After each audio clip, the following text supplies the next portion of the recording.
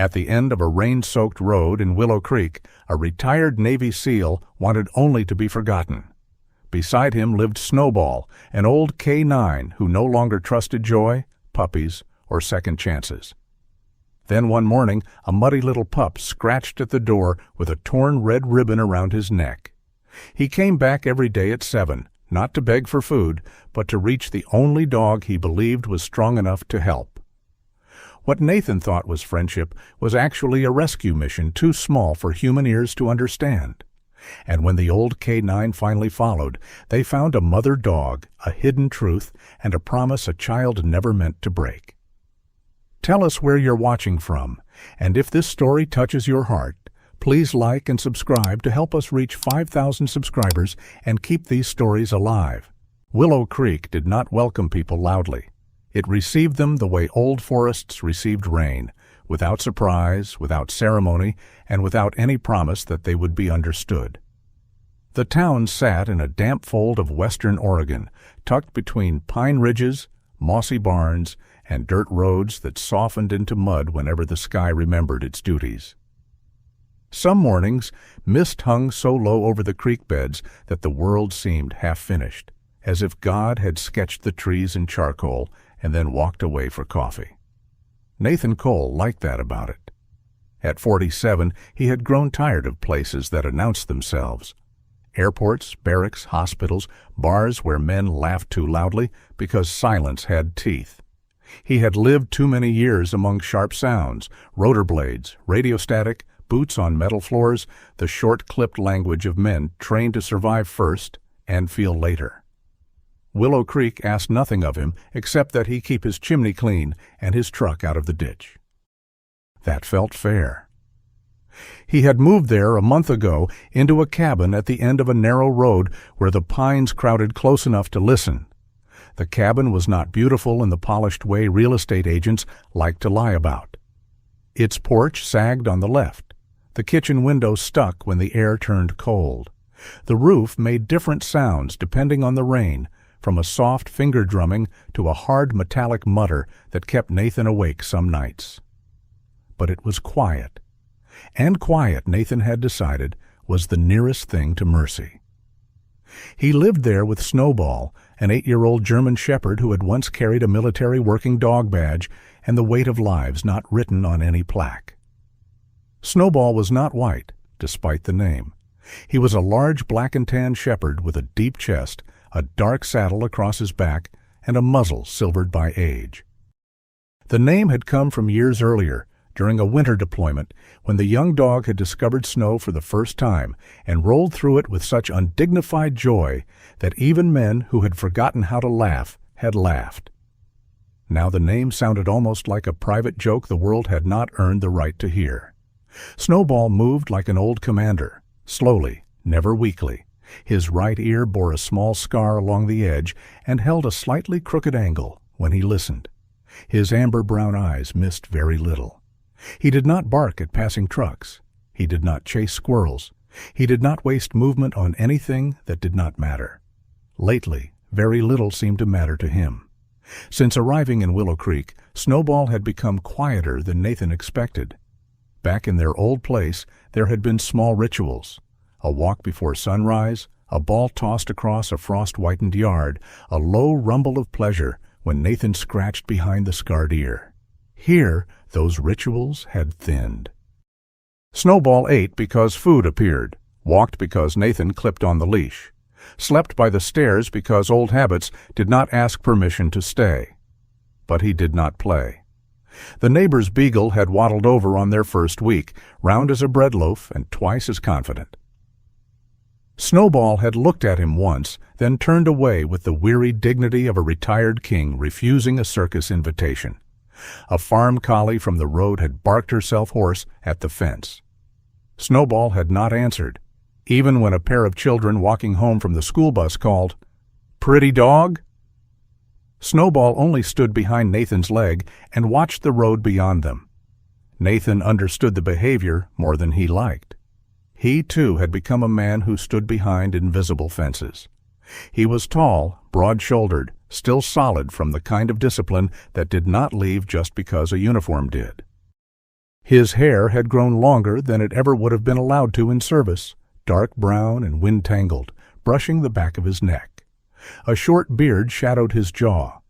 On his right forearm, partly hidden beneath the sleeve of an olive-drab combat shirt, the old Navy SEAL tattoo had faded at the edges, but not disappeared. Some marks didn't ask whether they were still wanted.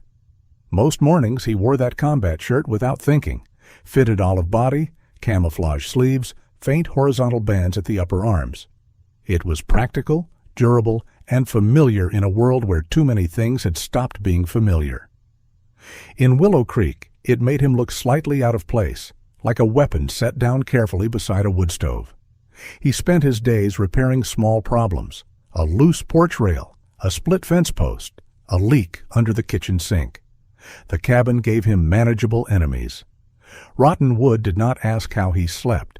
Rusted hinges did not want stories. Mud did not require explanations. Snowball followed him from task to task, always present, rarely engaged. When Nathan hammered boards into place, Snowball lay nearby with his chin on his paws. When Nathan hauled firewood, Snowball watched the tree line. When rain thickened in the afternoon and the world blurred gray beyond the porch, the dog returned inside and settled near the stairs, not close enough to ask for comfort, not far enough to deny he wanted it. There had been another dog once. Nathan did not think of him often, or rather, he thought of him often, but never directly. A younger K9 with too much speed and too little caution. A narrow alley overseas. A command shouted half a second too late. Snowball had survived that day, but something in him had changed afterward. He had stopped tolerating young dogs. Their clumsiness made him tense. Their trust made him leave the room. Nathan never blamed him. Men had done stranger things after loss. On the morning everything began, the rain was thin and silver, the kind that did not fall so much as gather in the air until the whole world felt breathed upon. Nathan stood in the kitchen, watching coffee drip into a chipped mug. The cabin smelled of pine smoke, damp wool, and the faint metallic tang of old tools drying by the door. Snowball lay near the stairs, not asleep. He was almost never fully asleep anymore. Nathan lifted the mug and took one swallow before he heard it. Scratch. He paused. The sound was so small that at first he thought it came from the house settling. Old cabins were talkative creatures. They sighed in the wind. They clicked their tongues when the temperature changed. They remembered every storm in their bones. Then it came again. Scratch, scratch. Not a knock, not a branch against the wall, something lower, softer, a delicate scraping at the front door. Snowball's head rose. Nathan looked toward him. The dog was staring at the door with a focus Nathan had not seen in weeks. Not alarm, not aggression, something else. A listening that seemed to reach beyond the wood, beyond the porch, into the wet morning. Nathan set the coffee down. "Stay," he said quietly. Snowball did not move, though his ears lifted. Nathan crossed the room, one floorboard complaining under his boot. He opened the door. On the porch sat a puppy. For one strange second, man and dog simply looked at each other. The puppy was small, maybe 9 or 10 weeks old, though his paws already promised future size. Pale golden fur clung damply to his belly and legs. Mud freckled his chest. One ear had begun to stand, while the other folded over with the soft uncertainty of babyhood. Around his neck was a strip of old red cloth, frayed at the edges, tied in a clumsy knot that had loosened with rain and time. He did not bark. He did not rush inside. He only sat there on Nathan's porch, shivering once, then lifting his nose as if searching the air for something he had almost found. Nathan lowered his gaze to the little muddy feet, then to the red cloth, then back to the puppy's bright, exhausted eyes. "Well," he murmured, "you're either lost, brave, or terrible at making decisions." The puppy blinked. Behind him, Snowball made a sound. It was not a growl. That was what stopped Nathan's hand before it reached for the puppy. Snowball had risen from beside the stairs and now stood in the living room, body still, head slightly lowered. His eyes were fixed not on Nathan, but on the small creature at the threshold. Nathan turned his head. Snowball. The old dog did not look away. Nathan should have closed the door halfway.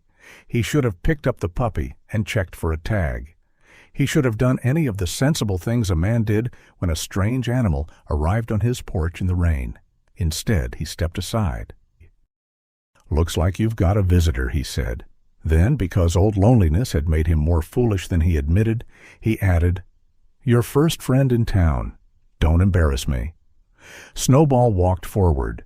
Nathan felt his body tighten in spite of himself. Not fear exactly, but memory. Snowball did not like puppies. He did not like their sudden movements, their squeaks, their blind trust. More than once he had turned stiff and cold when young dogs came too close. The puppy rose on unsteady legs. Snowball stopped just inside the doorway. Rain whispered beyond the porch roof. Somewhere in the pines, a crow complained to the morning. Nathan stood between the old life and whatever this was, not breathing much. Then Snowball lowered his head. The puppy stepped forward and pressed his muddy little face into the thick fur beneath Snowball's neck. And Snowball let him. More than that, Snowball softened. It was not dramatic. No grand gesture, no sudden burst of youth. Just a nearly invisible change in the old dog's body, as if some guarded door inside him had opened one careful inch. His shoulders eased, his scarred ear tilted. He breathed out through his nose and touched the puppy's back with his muzzle. Nathan felt something in his chest move, something rusty and poorly maintained. "Well," he said, voice rougher than he intended. "I'll be damned." The puppy wagged his tail so hard that his back half nearly overtook his front half. Then he sneezed, slipped on the wet porch boards, and tumbled sideways into Nathan's boot. Nathan looked down. The puppy looked up, offended by gravity. For the first time in weeks, Nathan laughed. It startled him.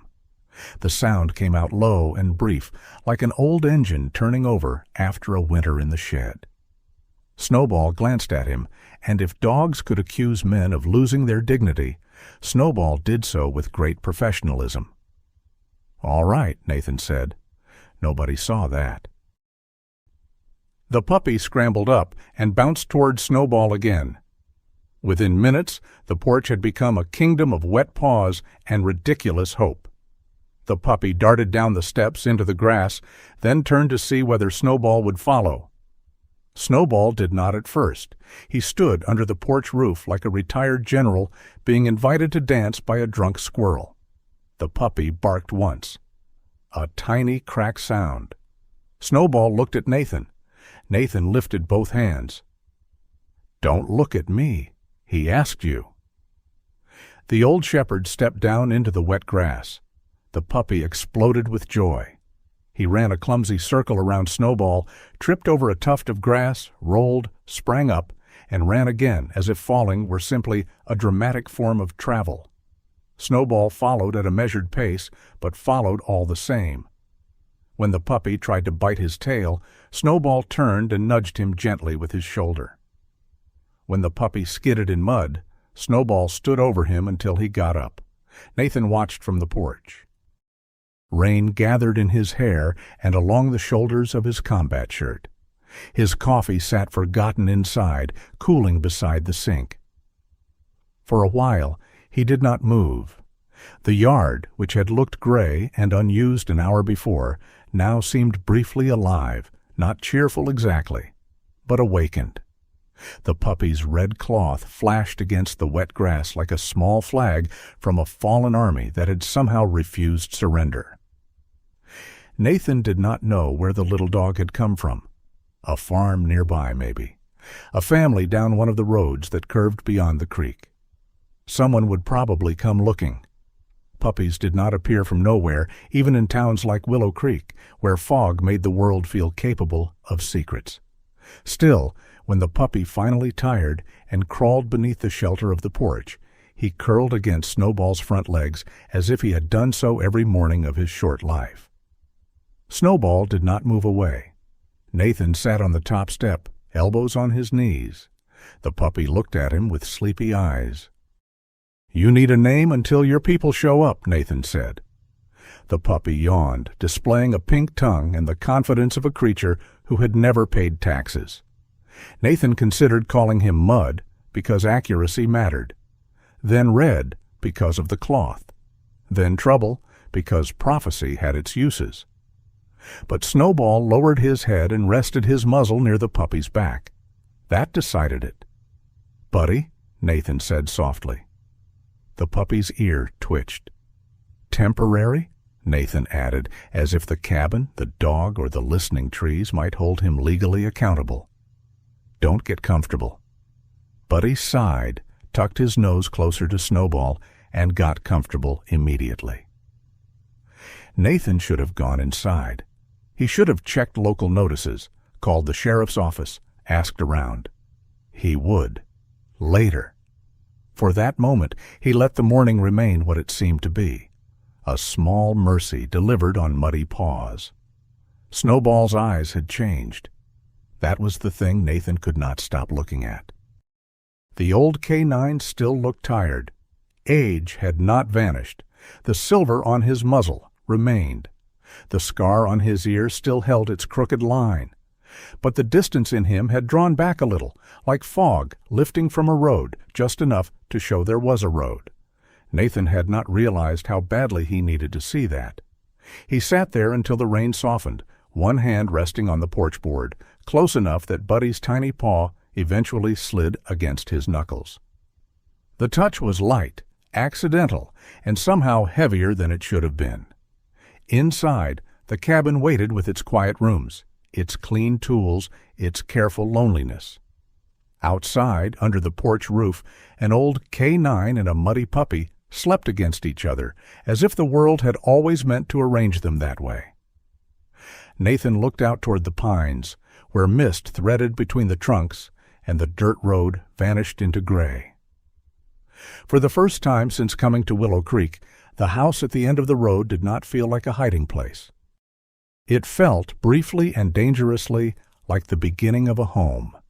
And Nathan, who had survived enough to distrust gifts, did not yet understand that this one had not come only to be loved. Buddy had found the safest door in the forest. Sooner or later, every safe door is asked to open. By the third morning, Nathan stopped pretending it was coincidence. At 6:52, Snowball rose from his place near the stairs. No command had been given. No sound had come from outside that Nathan could hear. The old shepherd simply opened his amber eyes, lifted his scarred ear, and stood with the grave certainty of a church bell preparing to announce the hour. Nathan sat at the kitchen table with a mug of black coffee and a notebook he had not written in for 3 weeks. The notebook had been meant for practical things, supply lists, repairs, fence measurements, the kind of harmless arithmetic that made a man feel useful without asking him to confess anything. So far, it held one line: front porch rail still loose. Snowball walked to the door and waited. Nathan looked at the clock above the stove. 6:58. "You running a hotel now?" he asked. Snowball did not dignify that with a glance. At exactly 7, the sound came. Scratch, scratch, scratch. 3 light strokes against the lower part of the front door. Nathan let the moment sit a second longer than necessary, partly because he wanted to see if Snowball would break composure, and partly because some foolish part of him enjoyed being expected. Then he opened the door. Buddy sat on the porch as if he had an appointment. The puppy looked worse than yesterday, and better than the first morning. His pale golden coat was still mud-speckled along the legs, but his eyes were brighter. The red cloth around his neck hung damp and frayed, a little crooked beneath one ear. One side of his face carried a smear of dirt that gave him the appearance of a very small bandit with no talent for crime. He looked up at Nathan. Nathan looked down. "You're early," Nathan said, though he knew perfectly well the puppy was not. Buddy thumped his tail once, stood, and tried to peer around Nathan's legs. Snowball stepped forward. That was all the invitation Buddy needed. He slipped into the cabin, not far, just enough to press himself under Snowball's neck. Snowball lowered his head and inhaled along the puppy's back with the patient seriousness of a customs officer. Then he turned and led Buddy out to the porch. Nathan watched them go, feeling the strange domestic absurdity of it. A month ago, his mornings had been clean and empty. Coffee, weather check, woodpile, repairs. Nothing entered unless invited. Nothing needed him except the old dog, who would rather pretend he did not need anyone at all. Now there was a puppy arriving at 7, like a tiny unpaid supervisor. Nathan had placed a bowl of water by the porch post, along with a shallow dish of softened food. He had told himself it was temporary. He had said the word temporary several times, aloud and with authority, because men often believed repetition could turn a wish into policy. Buddy went to the food and ate quickly, but not wildly.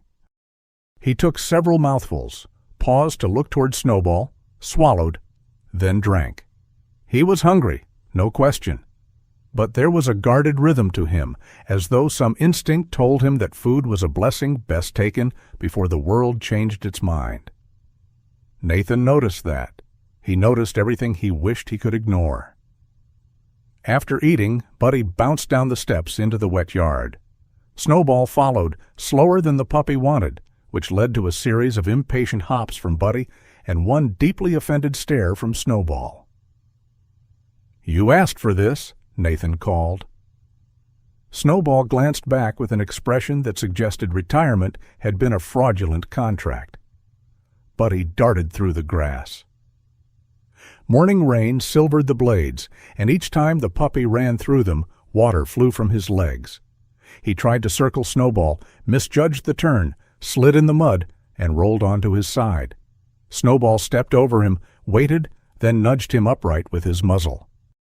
Buddy shook himself with heroic drama, sending droplets nowhere important, and charged again. Nathan leaned against the porch rail with his coffee.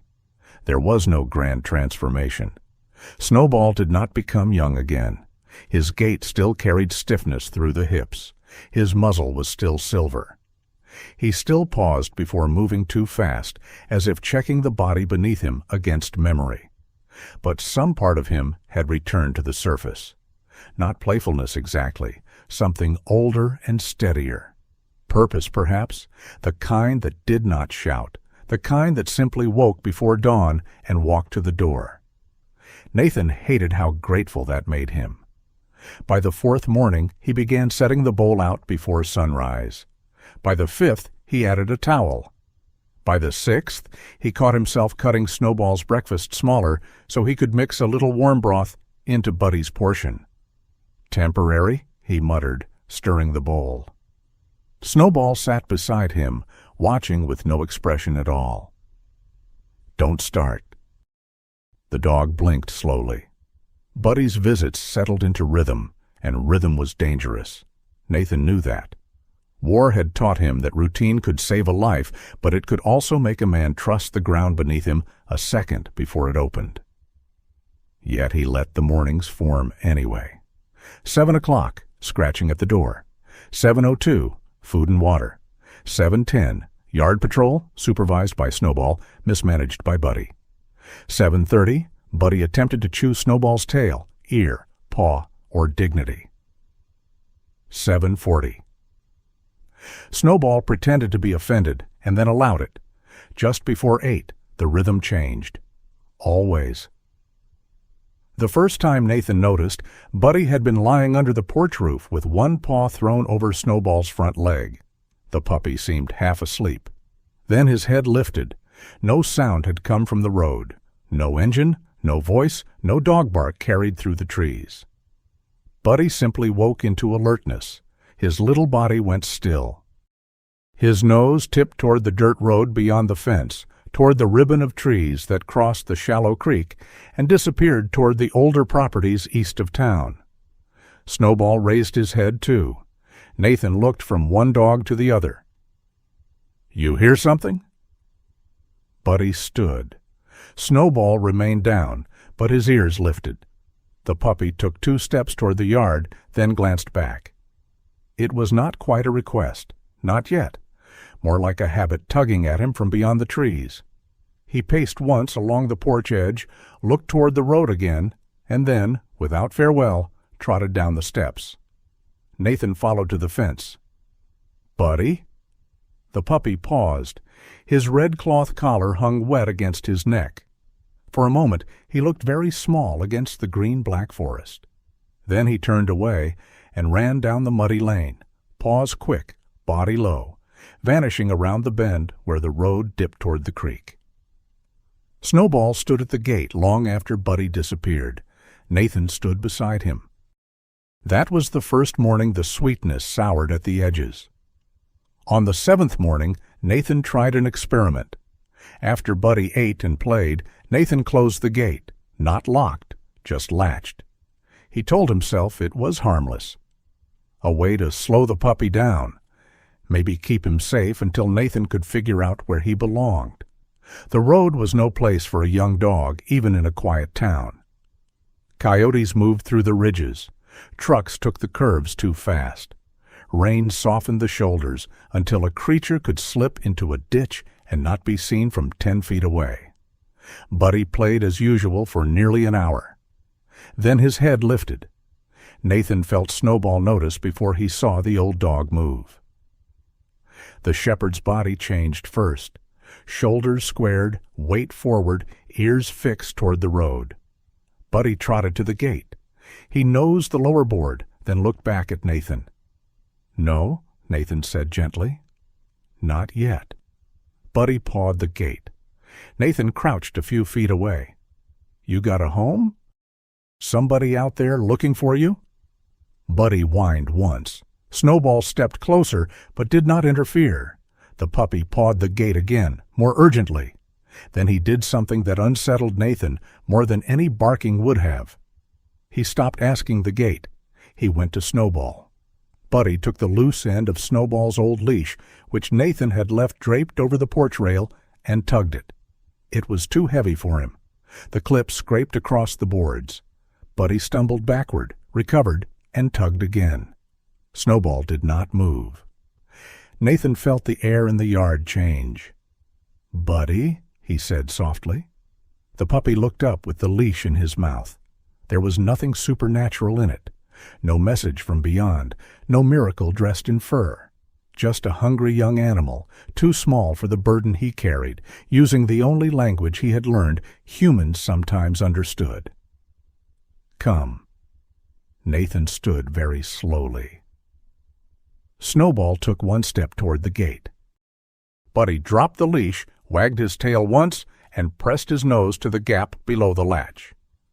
Nathan opened the gate. The puppy slipped through and ran.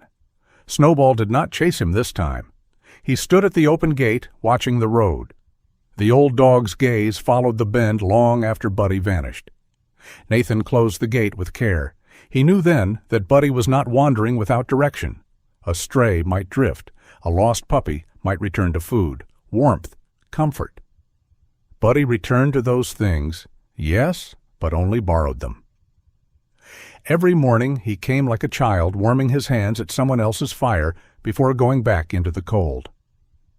That afternoon, Nathan drove into Willow Creek. The town was small enough that news traveled faster than weather and less accurately. A gas station sat near the bridge, its pumps under a green metal roof. Across from it was Bell's Grocery, a narrow building with fogged windows, a hand-painted sign, and 2 crates of apples outside that looked too dignified for the rain. Nathan parked his truck and sat a moment before going in. He disliked asking questions.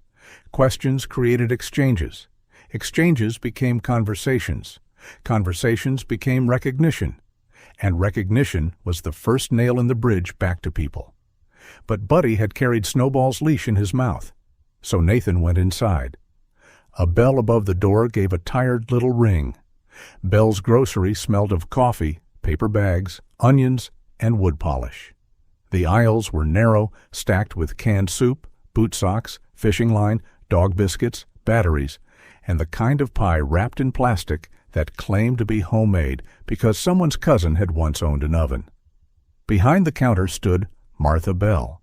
She was 70, maybe a little more, short and round, in a plum-colored cardigan with a checkered apron tied over it. Her silver curls were clipped back with a blue plastic barrette, and a pair of reading glasses hung from a chain around her neck. She had the warm face of a woman who might offer soup, and the sharp eyes of someone who would know whether you deserved it. She looked Nathan over once, not rudely, efficiently. "You're the man at the old Wilkes cabin," she said. Nathan stopped halfway between the apples and the counter. "Nathan Cole. I know. Folks said you were tall, quiet, and looked like you apologized to your coffee before drinking it." Nathan considered that. Folks talk a lot. Folks are bored. Martha lifted one shoulder. "You need something, Mr. Cole?" "I'm asking about a puppy." That changed her face, though only slightly. Nathan described Buddy.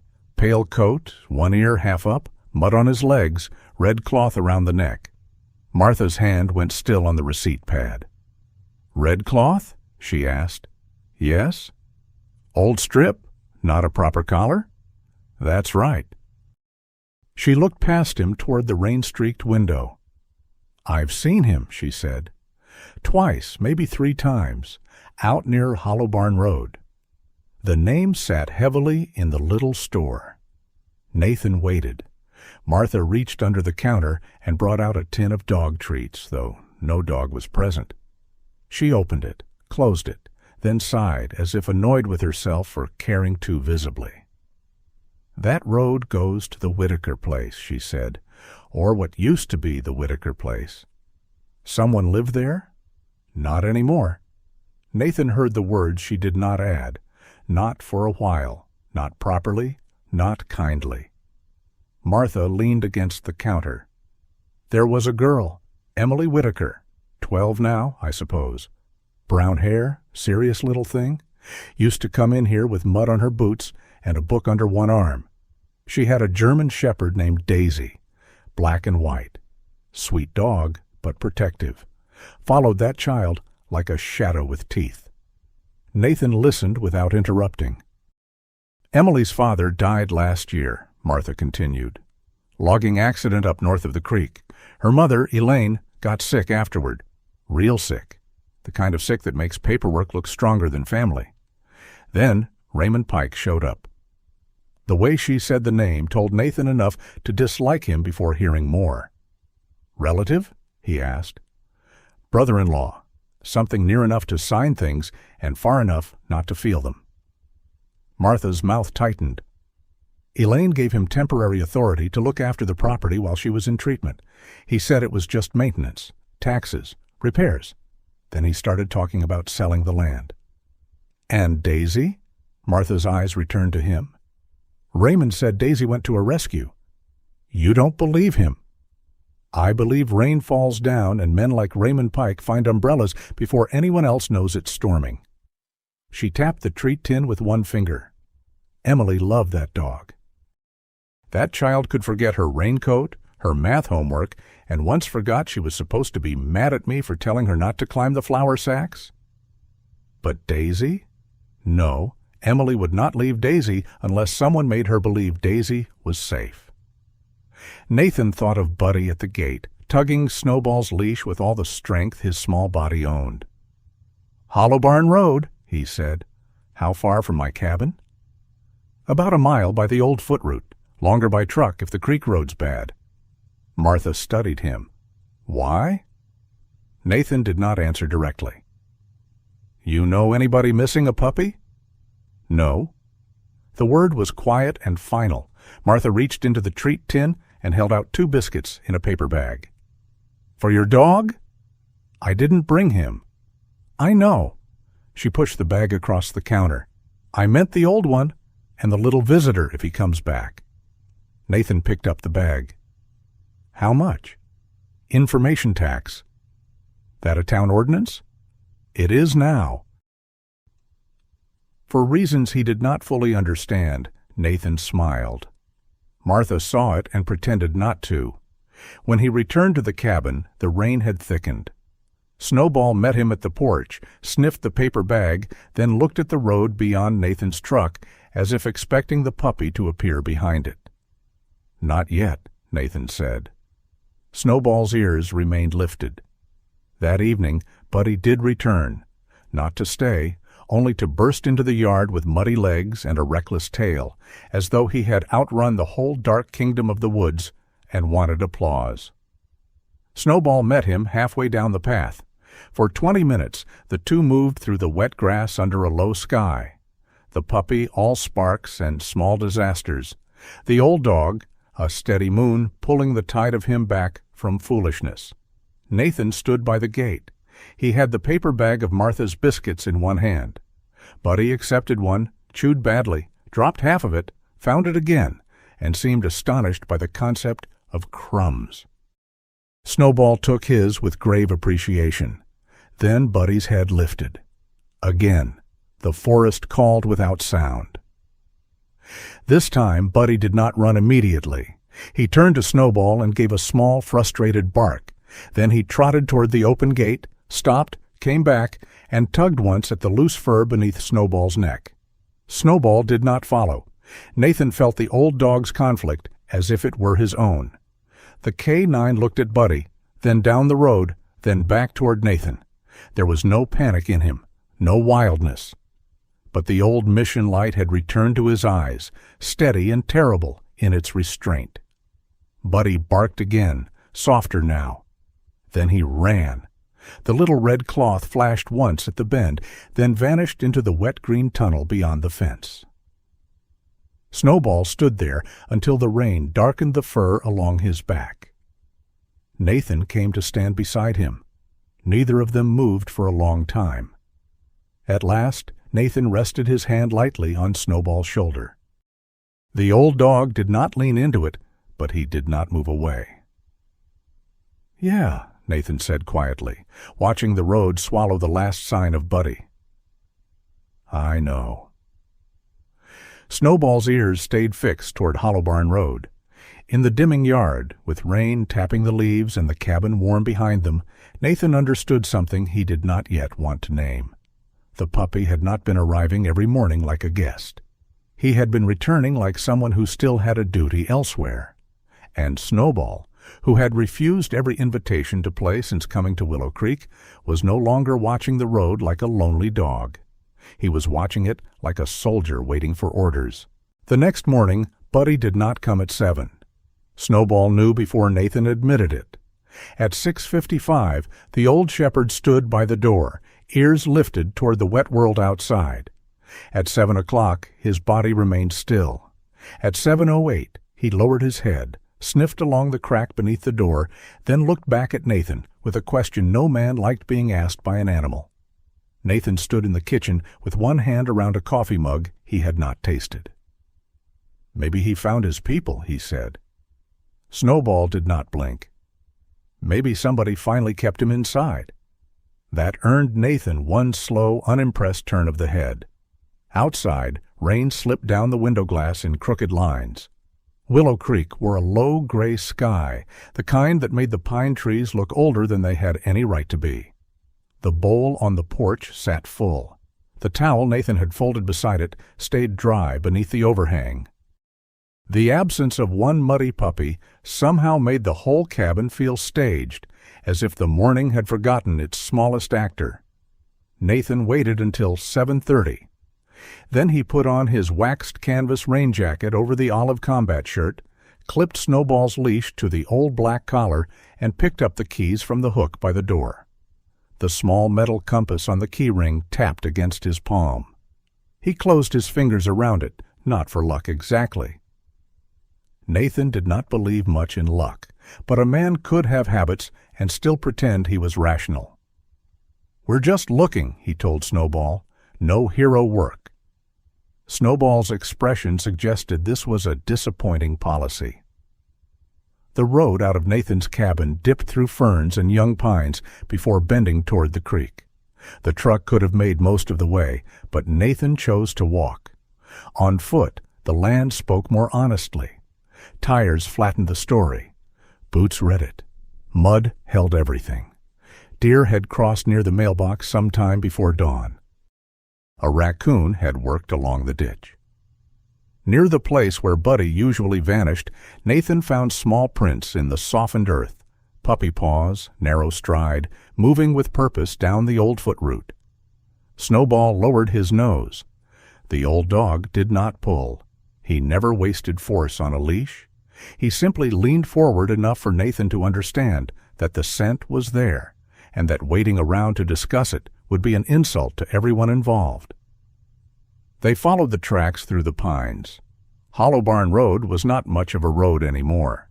It had once been a service route, maybe for tractors or timber trucks, but rain and neglect had narrowed it into two muddy ruts divided by grass. Blackberry canes bowed over the edges.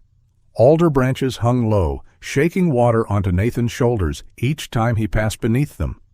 The creek ran somewhere to the left, hidden by brush, its voice quick and cold over stone. The place felt close without being quiet. There were bird calls, the creak of wet limbs, the steady hush of rain. But beneath all that, Nathan sensed a kind of held breath. Not danger in the obvious sense, no engine idling behind trees, no human footfall snapping twigs. Just the old discomfort of land where people had stopped coming before the stories were finished. Snowball stopped at the bridge. It was a narrow wooden crossing over a shallow cut of water, its boards dark with moss and age. One side rail had collapsed halfway, leaning into the brush like a tired shoulder. Nathan tested the first board with his boot. It groaned but held. "Easy," he murmured. Snowball crossed first, placing each paw with deliberate care. Nathan followed, his hand light on the leash, eyes moving from the planks to the bank beyond. Halfway across, he saw more small prints in the mud near the far end. Buddy had crossed here. More than once. The thought settled in Nathan's stomach. A lost puppy wandered in circles. Buddy had a route. Beyond the bridge, the road rose toward the Whitaker place. Nathan saw the house before he reached it. Gray wood, dark windows, a porch slanting under the weight of old rain. Grass high enough to hide tools, bottles, perhaps worse. The front door was shut, but one shutter hung loose beside a boarded window, tapping softly against the siding whenever the wind shifted. No smoke from the chimney, no truck in the yard, no clean path worn by daily use. The house did not look abandoned in the dramatic way stories preferred. It did not sag like a haunted mansion. It simply looked paused. That was worse. Paused meant someone had meant to return. Snowball moved toward the fence line. The old fence was wire and rotting posts, patched in places with boards that had silvered under weather. Nathan did not cross it. He walked along the outside, scanning the ground. Near a leaning gate, he found more puppy prints. Some went in, some came out. The mud around the lower rail was disturbed, as if a small body had squeezed beneath it more than once. Snowball sniffed there, then lifted his head toward the back of the property. Behind the house stood a small barn-shaped shed, too large to be a tool closet and too small to be a real barn.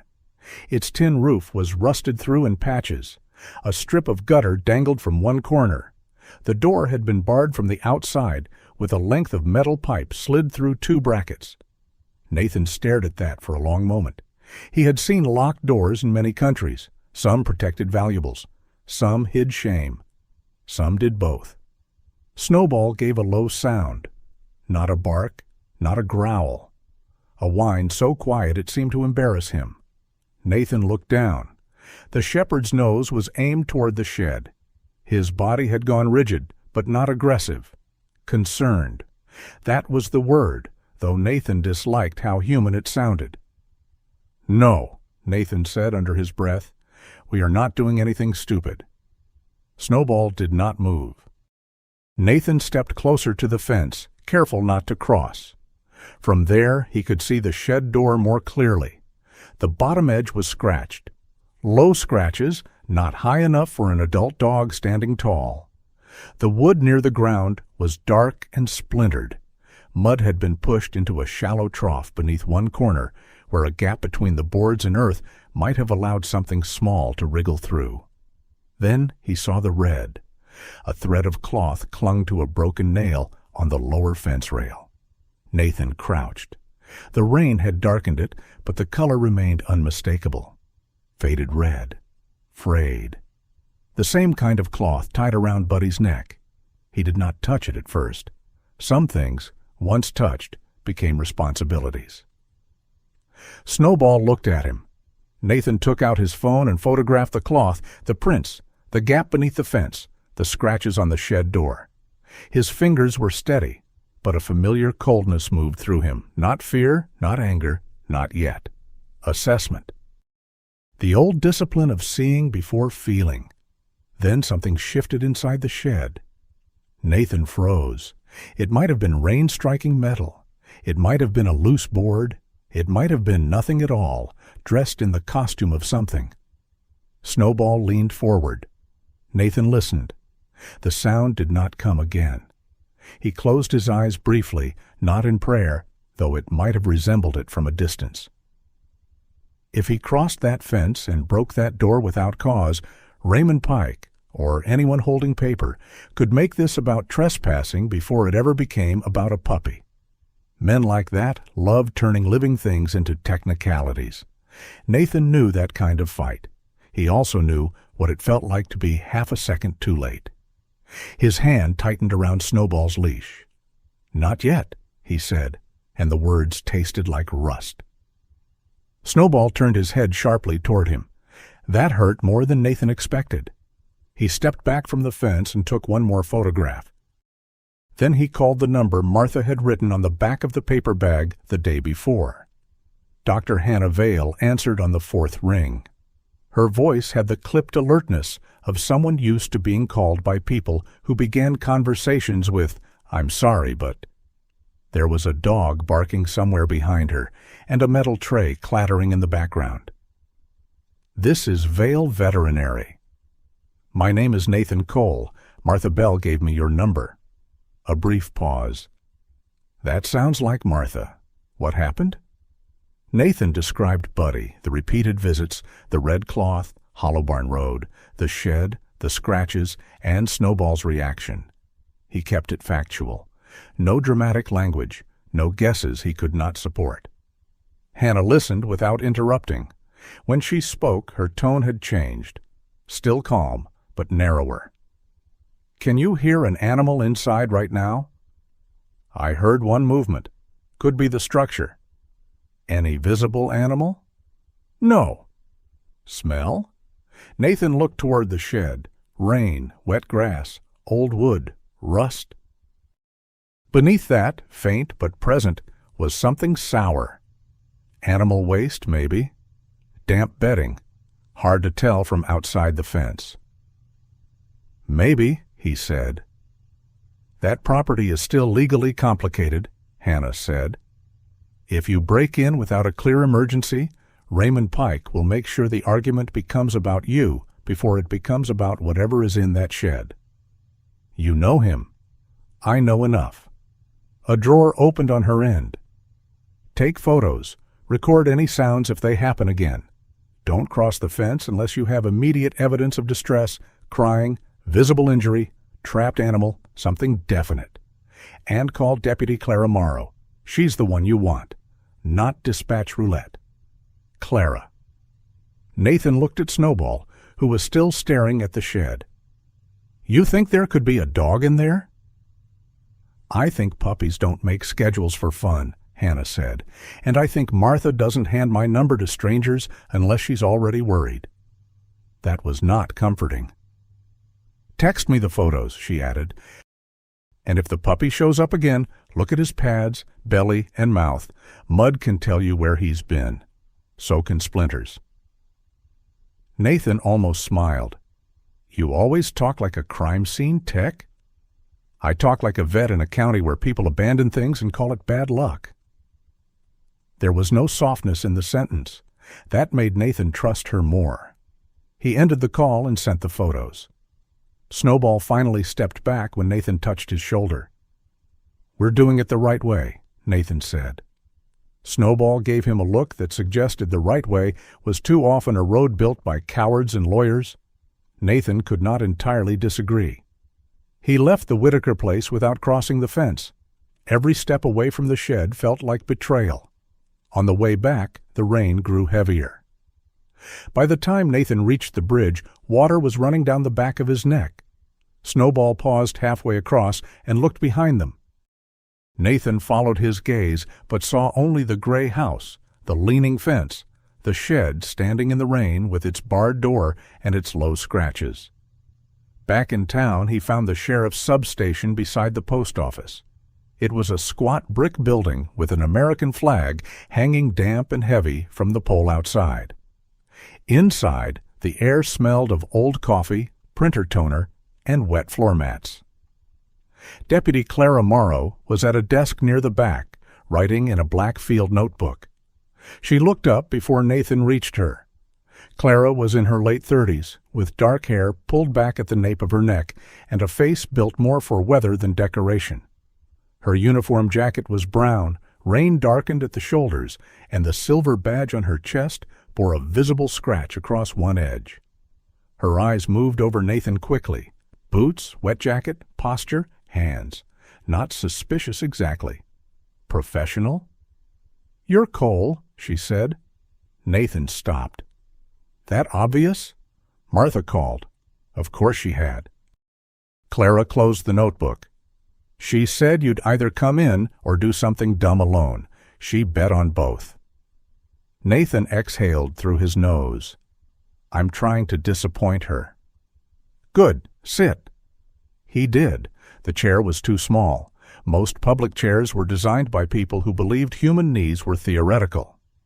Nathan laid out the same facts he had given Hannah. Clara listened differently. Hannah had listened like a doctor, triaging a patient she had not seen yet. Clara listened like a woman placing each sentence into a file where it might later have to stand up under fluorescent lights. When he mentioned Raymond Pike, her expression did not change, but her pen paused. "What do you know about him?" Nathan asked. "I know he has temporary authority over the Whitaker property while Elaine Whitaker is receiving treatment," Clara said. "I know temporary authority is not a magic crown. I know he's been pushing a sale that makes several people uncomfortable. And I know uncomfortable isn't probable cause." "Animal neglect?" "If we can establish an animal is there, yes. If we can establish distress, stronger. If we can prove it's Daisy Whitaker or her litter, stronger still." Daisy was supposed to be at a rescue, according to Raymond. "You check?" Clara's jaw shifted. "I've made calls. No local rescue has a record under that name, but people use informal transfers all the time. A missing record doesn't prove a lie." Nathan leaned back. Everything in him disliked the pace, the slow assembly, the polite respect for paperwork, while something small might be hungry behind a barred door. Clara saw it. "You were military," she said. "Was?" "Then you know the difference between moving fast and moving clean." Nathan looked at her. The words were not sentimental. They were tactical. That, too, made him trust her a little. "I know both," he said. "Good. Then help me do this clean enough that Pike can't wash it off." She tore a page from a notepad and wrote her direct number. "If you hear crying, see an animal trapped, or that puppy comes back in worse condition, call me. If I don't answer, call dispatch and say I told you to. If you go back to the property, stay outside the fence unless there's an emergency. Take pictures. Timestamps matter." Nathan took the paper. "And Cole?" He paused at the door. Clara's voice softened by half a degree. "Martha also said Emily Whitaker loved that dog. If Daisy's still out there, we'll do what we can. But we do it in a way that leaves teeth marks on paper." Nathan nodded once. That afternoon he returned to Bell's grocery. He had not planned to. But when a town began weaving around a man, he could either pretend not to feel the threads or admit they were there. Martha was stocking canned peaches when he entered. "You found the road," she said without turning. "Martha!" She glanced back. "Too mysterious?" "A little. I saw your truck go by." He told her what he had seen, leaving out nothing important and adding nothing dramatic. Martha listened with both hands resting on a can. When he mentioned the red cloth on the fence, the can slipped slightly in her fingers. "Emily used red cloth for everything," Martha said. Nathan waited. "She tied it around mason jars, bookmarks, dog toys, once tied a strip around Daisy's collar because she said Daisy needed a Sunday ribbon even on a Tuesday." Martha smiled, but it did not last. "Elaine used to bring Emily here after school when doctor appointments ran late. I'd let her sit by the flour sacks and draw. Always Daisy. Daisy at the creek, Daisy under the table. Daisy wearing a crown, which I told Emily was unrealistic because Daisy had more sense than most royalty." Nathan could almost see it. A serious child, mud-on boots, a black and white shepherd lying like a guard beside stacked flour. "Martha," he said carefully, "if Daisy had puppies, would anyone know?" Her face changed, and this time she did not hide it quickly enough.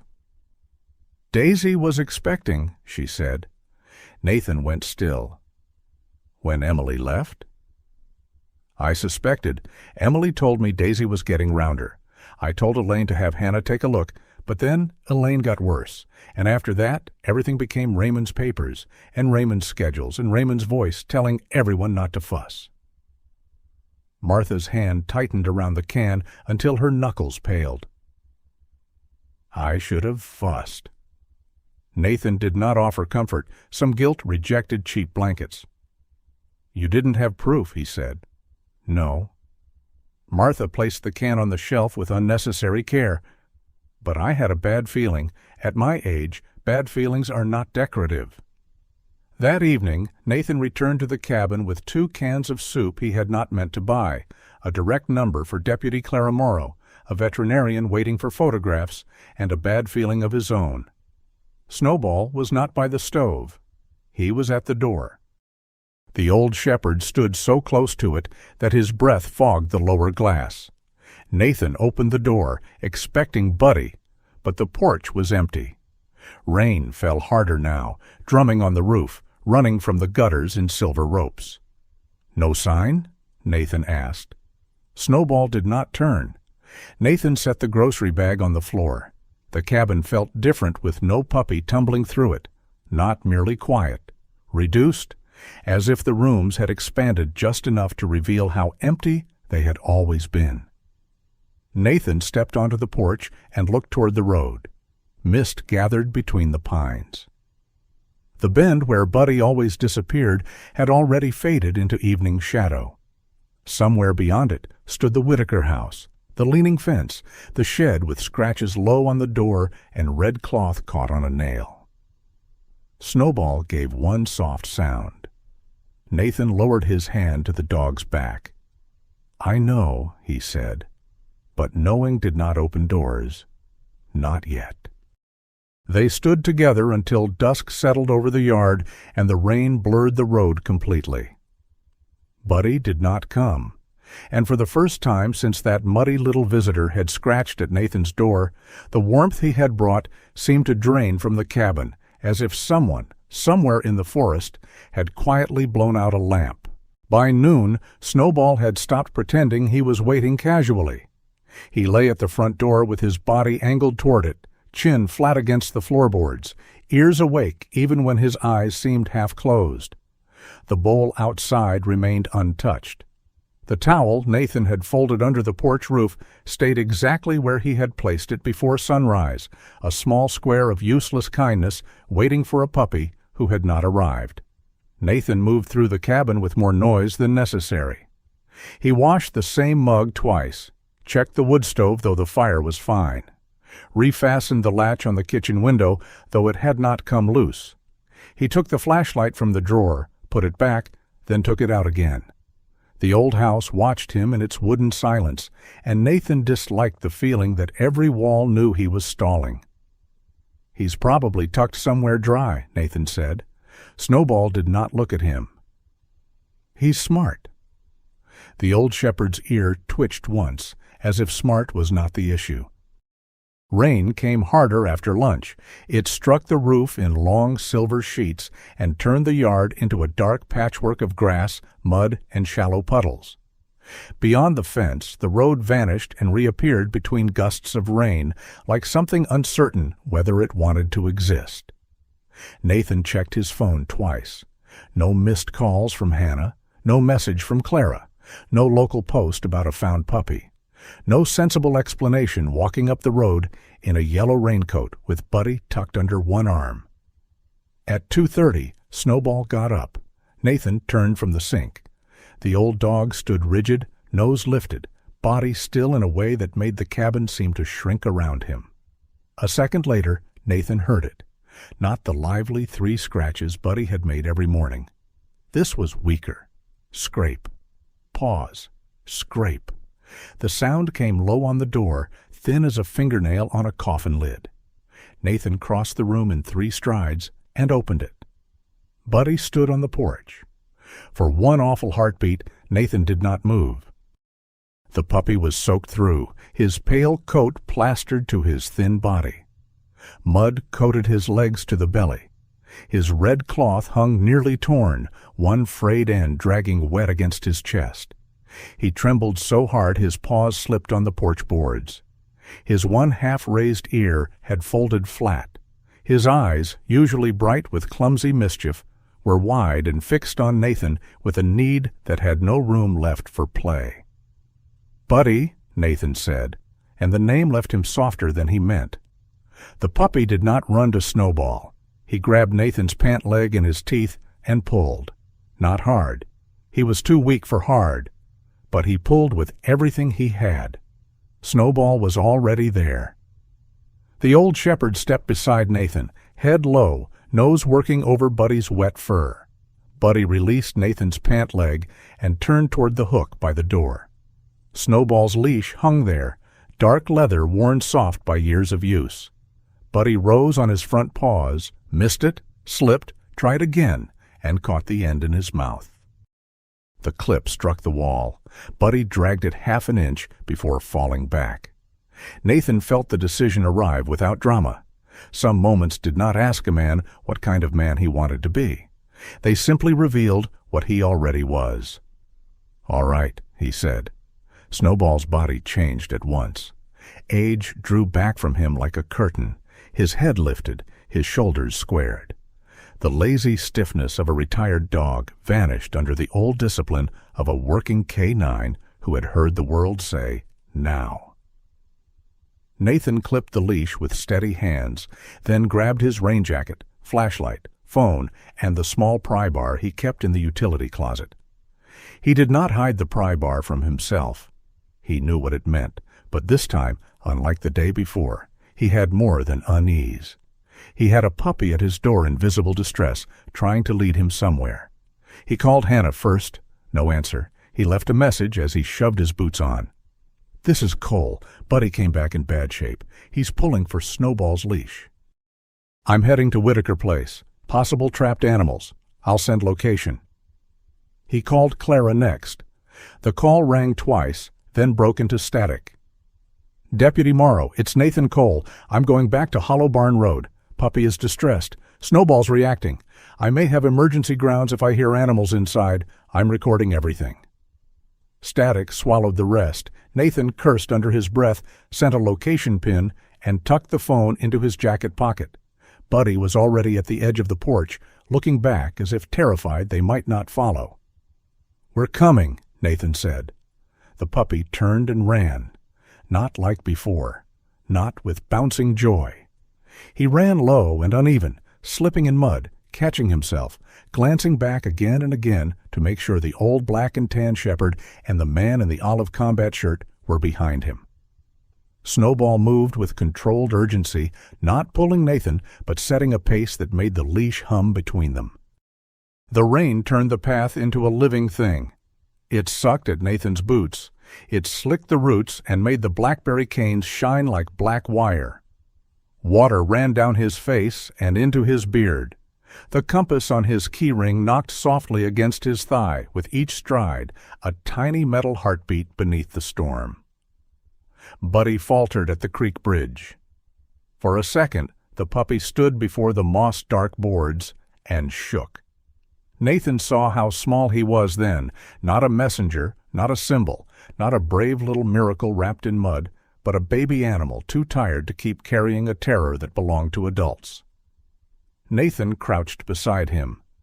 "Hey," he said, voice low beneath the rain. "You got us this far." Buddy looked at him. Snowball stepped forward, crossed the first board, and stopped. He turned back, rain sliding from his scarred ear. He did not bark. He did not coax. He simply waited, steady as a bridge, older than wood. Buddy followed him. Nathan crossed last. On the far side, the road climbed toward the Whitaker place, and the house emerged through the rain like a memory, ashamed of itself. The windows were black. The porch sagged. The grass bowed under the weather. Behind it, the small shed stood with the metal pipe still barring the door. This time, before Nathan reached the fence, he heard it, a sound from inside, high, thin, broken by rain and wood, a puppy crying. Nathan stopped. Snowball's head snapped toward the shed. Buddy made a sound Nathan had never heard from him before, a strangled whine that seemed to tear through his whole little body. He threw himself at the gap under the fence, squeezing through the mud before Nathan could stop him. "Buddy?" The puppy was already inside the property, scrambling toward the shed. Nathan pulled out his phone, turned on the camera, and began recording. "This is Nathan Cole," he said, keeping his voice clear, though rain hammered the phone. "Whitaker Property, Hollow Barn Road." Date and time recorded on device. "Distressed puppy led me here. I can hear animals crying inside the barred shed. I am entering due to immediate animal emergency." Then he climbed the fence. It was not graceful. One boot slipped. A nail tore the edge of his rain jacket. Snowball waited until Nathan cleared the wire, then came through the lower gap where the fence had sagged, body low, controlled, eyes fixed on the shed.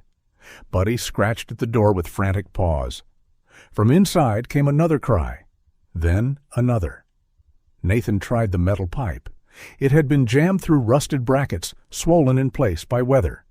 He set the phone on a nearby crate, with the camera aimed toward the door, wedged the pry bar under the pipe, and leaned his weight into it. The first pull did nothing. He shifted his grip. Rain ran into his eyes. The second pull bent one bracket. Inside, something moved heavily. Snowball gave one deep, controlled bark, not loud, not wild, but enough to cut through the storm like a command. Nathan braced his boot against the wall and pulled again.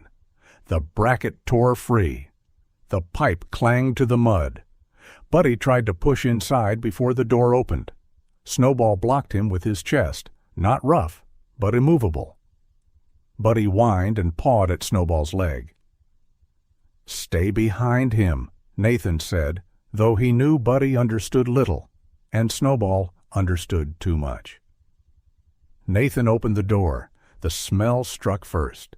Damp straw, old waste, sour milk, rotting wood. The stale breath of a closed place where living things had waited too long. His flashlight beam cut through the dimness. The shed was larger inside than it looked from the yard, crowded with broken garden tools, stacked crates, a rusted wheelbarrow, and feed sacks slumped in the corner. Water dripped steadily from holes in the tin roof into a shallow metal trough. Near the back wall, on a flattened nest of old blankets and straw, lay a German shepherd, Daisy. Nathan knew without needing Martha beside him. She was black and white beneath the dirt, her body thin, ribs visible under matted fur. A narrow white blaze ran from her forehead down the bridge of her nose, now streaked with mud. One hind leg lay at an awkward angle, tangled near a loop of rusted wire and splintered board. Around her belly and against her chest, several puppies wriggled weakly, small bodies pressing blindly toward warmth. Daisy lifted her head. The growl that came from her was low, cracked, and exhausted. It still had teeth in it. Nathan stayed where he was. "Easy," he said. Daisy's eyes locked on him. They were dark, fever-bright, and full of a mother's terrible arithmetic. One stranger, one door open, one old dog, one returning pup. Too many babies to move, not enough strength to fight. Buddy tried to dart forward. Snowball stopped him again. Then Snowball did something Nathan had never seen him do with another adult dog. He lowered himself, not fully down, not vulnerable, but enough to make himself smaller. His head dropped, his gaze shifted away from Daisy's eyes. He breathed slowly through his nose, body angled to the side instead of square on. The old K9, who had once been trained to meet threat with command, now offered the opposite. Space. Daisy growled again, weaker this time. Snowball made a low, rumbling sound. Not a growl, not a whine. Something deep and steady, like thunder heard from very far away. Buddy slipped under Snowball's neck and crawled forward on his belly. Daisy's growl broke. Her nose moved. Buddy reached her front paws and pressed himself against her. The change in Daisy was small, but it filled the shed. Her head lowered half an inch. Her eyes flicked from Buddy to Snowball. She did not trust Nathan. Not yet. Perhaps not any human. But she recognized her own pup, and through him, something in Snowball's stillness made sense. Nathan took one careful step inside. Daisy tensed. He stopped. "Okay," he said. "Your rules." He lifted the phone, still recording, and slowly swept the flashlight across the shed. There was evidence everywhere once he let himself see it. A large dog food sack lay torn near the corner, almost empty. The brand label faded but still readable. Bite marks lined the lower edge. A metal water bowl sat overturned and dry. The trough beneath the roof drip held an inch of cloudy rainwater. A child's blanket, filthy now, lay beneath Daisy's shoulder, embroidered in one corner with two small letters. E.W. Nathan crouched, careful not to move closer than Daisy allowed. The letters seemed absurdly delicate in that place. E.W. Emily Whitaker.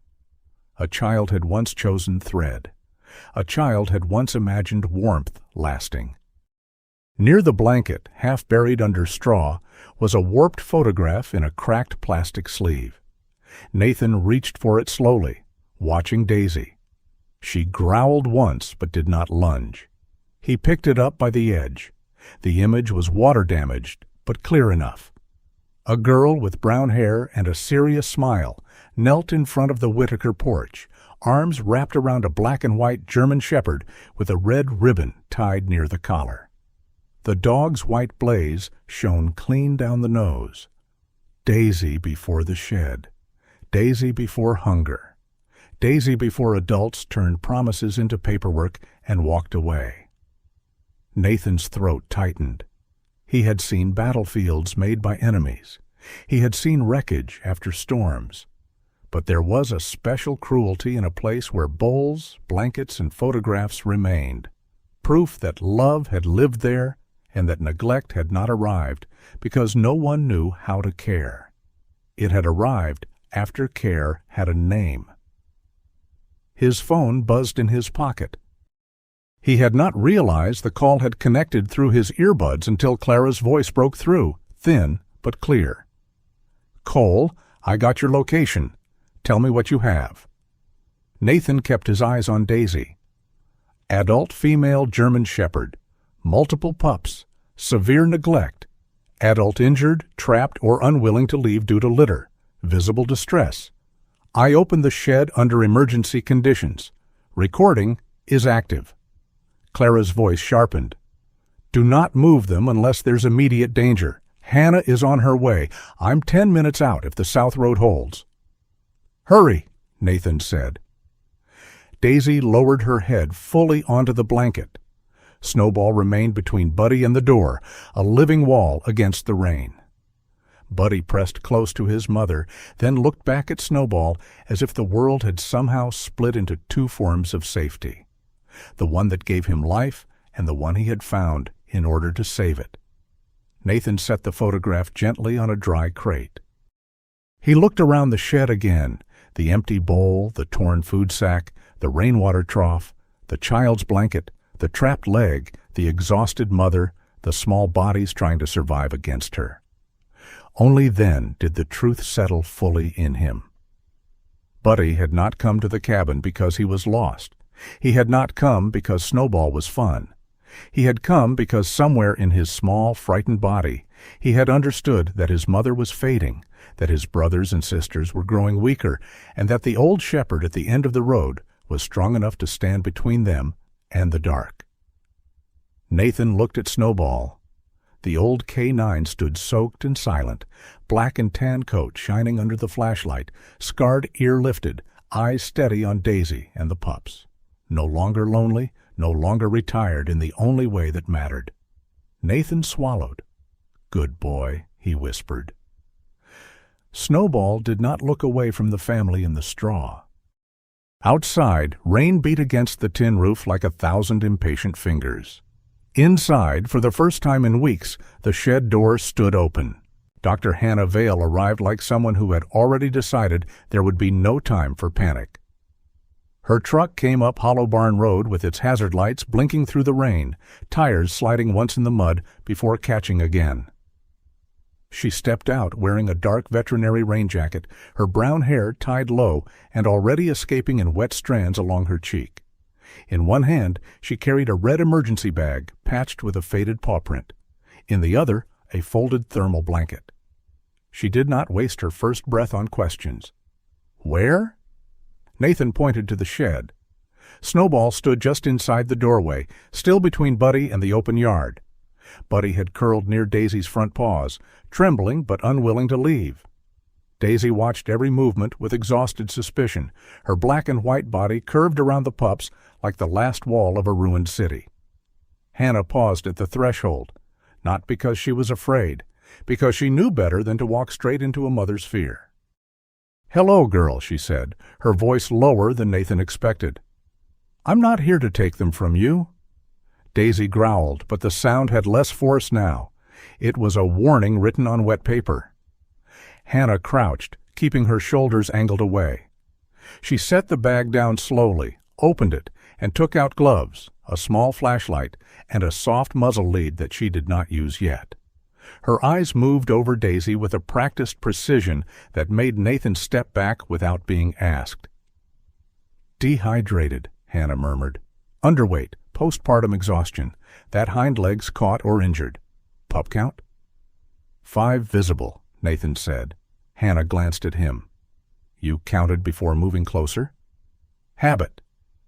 "Good habit." Outside, another vehicle approached.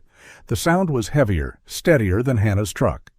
Deputy Clara Morrow arrived in a county SUV, rain rolling off the hood in sheets. She stepped out with her brown uniform jacket zipped high, black field notebook already in hand. Her dark hair was tied back, her scratched silver badge dim under the storm. She did not look impressed by the weather, the mud, or the fact that she had been called to an old shed because a puppy had dragged a former Navy SEAL into a legal problem wearing fur. "Cole," she said. "Deputy?" "Recording." Nathan pointed to the phone propped on the crate. "Since before I crossed the fence." Clara nodded once. "Good. Nobody touch anything that doesn't need touching." Hannah gave a dry laugh without looking up. "Tell that to the wire around her leg." "Medical necessity gets priority," Clara said. "Just narrate what you're doing." Hannah did. Every movement became part of the record. Daisy's body condition, the puppy's weak cries, the empty bowl, the torn food sack, the rainwater trough, the rusted wire caught near Daisy's hind leg. Clara photographed each item, her expression giving away nothing, though once when the flashlight passed over the blanket with EW. Stitched in one corner, her pen stopped for half a second. Nathan saw it. Some people had faces that betrayed grief loudly. Clara's grief filed itself silently and waited for court. Snowball remained calm while Hannah worked. Buddy pressed against him whenever Daisy tensed, as though the puppy had appointed the old shepherd guardian over the space between terror and trust. When Hannah finally eased close enough to examine the injured leg, Daisy lifted her head and gave one hard, cracking growl. Snowball lowered his own body again. That quiet gesture changed the room more than any human word. Daisy's eyes shifted to him, her breathing slowed by a fraction. It was not surrender. A good mother did not surrender while her babies still breathed. It was calculation. The black and tan dog was not advancing. The humans were slow. The returning pup was alive. Hannah used that narrow opening. "Easy," she whispered, and cut away the wire. Daisy flinched, then sagged. "Not broken," Hannah said. "Pressure wound, soft tissue injury, infection risk, but she may keep the leg." Nathan had not realized he was holding his breath until then. Buddy tried to nose under Daisy's chin. She touched him weakly, then looked past him toward the other pups. Hannah checked each one quickly, warming them in the thermal blanket, rubbing small bodies with a towel from her bag, letting them remain close enough that Daisy could see. "They're cold," Hannah said. "Hungry, but not beyond us." Not beyond us. The phrase landed in the shed like a match struck in a mine. Nathan turned away for a second, looking out at the rain rather than at the mother dog and her barely living children. He had heard many verdicts in his life. Clear, hot, move, down, hold, gone. But not beyond us carried a dangerous kind of hope. Hope required a man to stay. Clara's radio cracked, then failed, swallowed by weather. "I'm logging this as emergency animal rescue and suspected neglect," she said. "Hannah, can they be moved tonight?" Hannah looked toward the road. "Not safely in this rain if the low crossing is flooding. Daisy needs fluids and warmth, but bouncing her down that road in the dark could make things worse. I can stabilize her here for now, then move her at first light if the road holds." Nathan looked at the roof leaks, the mud, the broken door. "Here?" "For a few hours," Hannah said, "with heat packs, blankets, fluids, and somebody sitting watch." Snowball looked at Nathan. Nathan rubbed a hand over his wet beard. "I'll sit." "Didn't ask yet," Hannah said. "You didn't need to." Clara gave him a sideways look. "You planning to adopt every problem that scratches your door?" "No." Buddy sneezed from inside the blanket. Nathan sighed. "Possibly." For the first time that night, Hannah smiled. It did not last long. By morning, the rain had softened, but not stopped. The shed looked different in gray daylight, less dramatic, more damning. Night could make suffering seem like a crisis. Daylight made it look like evidence. Martha Bell arrived just after 8, wrapped in a faded mustard raincoat, her boots sinking into the mud with each determined step. She carried a canvas bag under one arm and looked furious enough to scold the entire county into repentance. "You could have told me sooner," she said to Nathan. "I was busy opening a shed." Excuses. But when she reached the doorway and saw Daisy, the old sharpness fell from her face. Martha did not enter at first. She stood with one hand pressed to the doorframe, looking at the black and white shepherd on the blankets, the pups tucked against her, and Buddy asleep under Snowball's chin. "Oh, Daisy," she whispered. Daisy lifted her eyes. Her tail moved once, only once, barely more than a thought. Martha covered her mouth. Nathan looked away. There were kinds of tenderness that did not require witnesses. Clara stepped beside Martha. "You can identify this dog?" "Yes." Martha's voice trembled but did not break. "That's Daisy Whitaker, Emily's Daisy." Hannah, kneeling beside the dog, glanced up. "You're sure?" "I sold that child enough dog biscuits to build a second church." Martha came closer, slower now. Daisy had that white line down her nose. Emily said it looked like God painted her with one careful finger. Nathan looked at Daisy's narrow white blaze. For a moment, the shed seemed less like a place of rot and more like a room where a child's voice had once lived. Martha opened the canvas bag and pulled out a small tin box. Inside were photographs, folded papers, and a few old greeting cards bundled with twine. She handled them with the care of a priest touching relics, though, knowing Martha, she would have objected to the comparison and said priests lost things all the time. She found a photo and held it out to Clara. Emily stood in front of Bell's grocery, grinning with missing teeth, Daisy beside her wearing a red cloth ribbon near the collar. The same kind of cloth Buddy wore. "She called Daisy the doorkeeper," Martha said.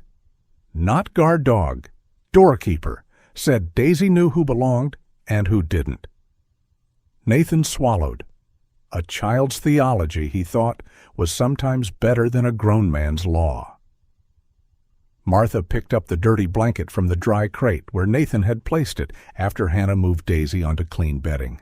Her fingers brushed the embroidered letters. "E.W.," she said.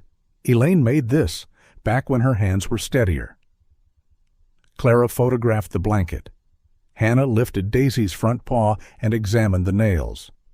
"These were trimmed at some point, not recently but correctly. She's used to handling. And watch." Hannah turned back to Daisy, keeping her voice soft. "Daisy, down." The exhausted dog's ears flicked.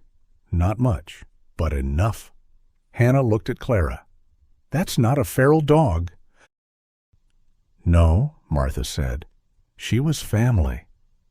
The word had barely settled when a dark SUV rolled into the yard. Every person turned. The vehicle stopped near the gate without concern for mud. The driver remained inside a moment too long, as if giving the scene time to notice him. Then Raymond Pike stepped out. He was not dressed for Hollow Barn Road. That was Nathan's first thought. Raymond wore a charcoal trench coat, black leather gloves, and boots too polished for a place where the earth had swallowed better men without ceremony. His hair, salt and pepper, and combed to the side, had somehow survived the rain with moral superiority intact. His face was narrow, his smile thinner. He walked toward them carrying a leather folder, not a shovel, not a blanket, not a bag of dog food. Papers. "Deputy Morrow," he called, pleasant as a man arriving for a bank appointment. "I was told there had been an unauthorized entry on the property." Clara stepped away from the shed door and closed her notebook. "Mr. Pike." Raymond's gaze moved past her to Nathan, then to Snowball, then into the shed. His eyes did not widen at the sight of Daisy. That was the first thing Nathan truly hated about him. A surprised, cruel man might still have a soul arguing with itself. Raymond looked inconvenienced. "This is unfortunate," he said. Martha made a sound that might have been a laugh if it had not carried a blade. "Unfortunate?" Raymond ignored her. "That animal was not supposed to be here." "That animal has a name," Nathan said.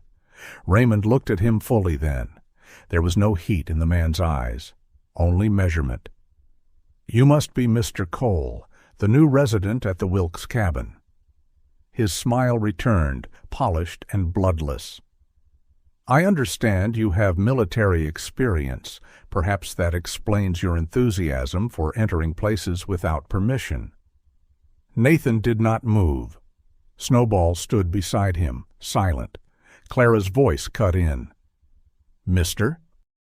Pike, we have an active animal welfare concern. I'd advise you to choose your words carefully." "Of course." Raymond lifted both gloved hands slightly. "No one wants an animal to suffer. but this property is under my temporary management authority while Mrs. Whitaker remains in treatment. I was assured the family dog had been transferred to a rescue weeks ago. If a stray found its way into the shed afterward, that is regrettable, but hardly evidence of neglect by me." Hannah stood slowly. She was not tall, but in that moment she seemed difficult to move. "This dog responds to the name Daisy," she said. "She has medical history consistent with an owned animal. We have a vaccination booklet with the Whitaker name." Raymond's smile thinned further. "Old paperwork in an old shed proves very little." Martha stepped forward. "It proves more than your mouth ever has." "Martha," Clara warned softly. "No, Clara, I'm old, not dead." Martha pointed toward the shed. "That dog slept at Emily's bedroom door. That child loved her. And you told us Daisy was taken care of." "I was told that arrangement had been made," Raymond said. "By who?" Raymond's pause was small. Nathan saw it. Clara saw it too. Raymond opened his folder. "This is becoming emotional, which I understand. But emotion does not alter property status. The structure is unsafe. The animals, if they are to be removed, should be handled through proper channels." "I am prepared to contact County Animal Control." Hannah's eyes hardened. "I am the veterinarian on scene." "And I respect that," Raymond said smoothly. "But liability matters. So does development scheduling. The buyers have concerns about contamination, structural hazards, and delays." There it was. Not Daisy, not Emily, not the pups. Buyers. Nathan stepped closer, just enough that Raymond noticed the movement. Rain gathered on Nathan's longer dark hair and ran along the collar of his olive combat shirt. The faded seal tattoo showed where his sleeve had pushed back. "Who are the buyers?" Nathan asked. Raymond blinked. "Excuse me? You said development scheduling. Buyers. Who?" "That is not your concern. Dogs dying in a locked shed made it my concern." Raymond's eyes sharpened, but his voice stayed polite. "You seem determined to dramatize an unfortunate property issue." Buddy, who had been tucked beside Snowball, suddenly rose on unsteady legs. He stared at Raymond. The puppy did not bark. He did not run. He simply stood there, small and muddy, the red cloth hanging torn from his neck, looking at the man whose clean boots had stopped at the edge of the shed. Then Buddy backed into Snowball's chest. The movement was tiny. It changed the air. Nathan felt Snowball stiffen, not with attack, but with recognition. The old K9 lowered his head and stepped half a pace in front of Buddy. Hannah looked from Buddy to Raymond. Clara's pen moved. Raymond glanced down at the puppy, then away too quickly. Nathan said nothing. He did not need to. Sometimes the body told the truth before the law learned how to spell it. A young man climbed out of Raymond's SUV then, late and reluctant. He was 24, maybe 25, thin in a gray hoodie under a worn denim jacket, with a black knit cap pulled low over fair hair. Mud clung honestly to his boots. Unlike Raymond, he looked like he knew what physical work felt like and disliked the reason he was there. "Glenn," Raymond said sharply. The young man froze. "Stay by the vehicle." Glenn Pike looked toward the shed. His eyes found Daisy. The color drained from his face. Nathan noticed his hand tighten around the strap of a tool bag he had pulled from the back seat. "You knew there were dogs?" Nathan asked him. Glenn's mouth opened. Raymond turned. "Do not speak to him." Clara's voice became official. "Mr. Pike, he can answer if he chooses."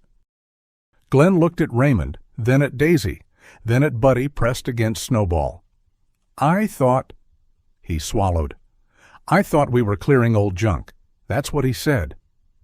Raymond's face remained composed, but a muscle jumped near his jaw.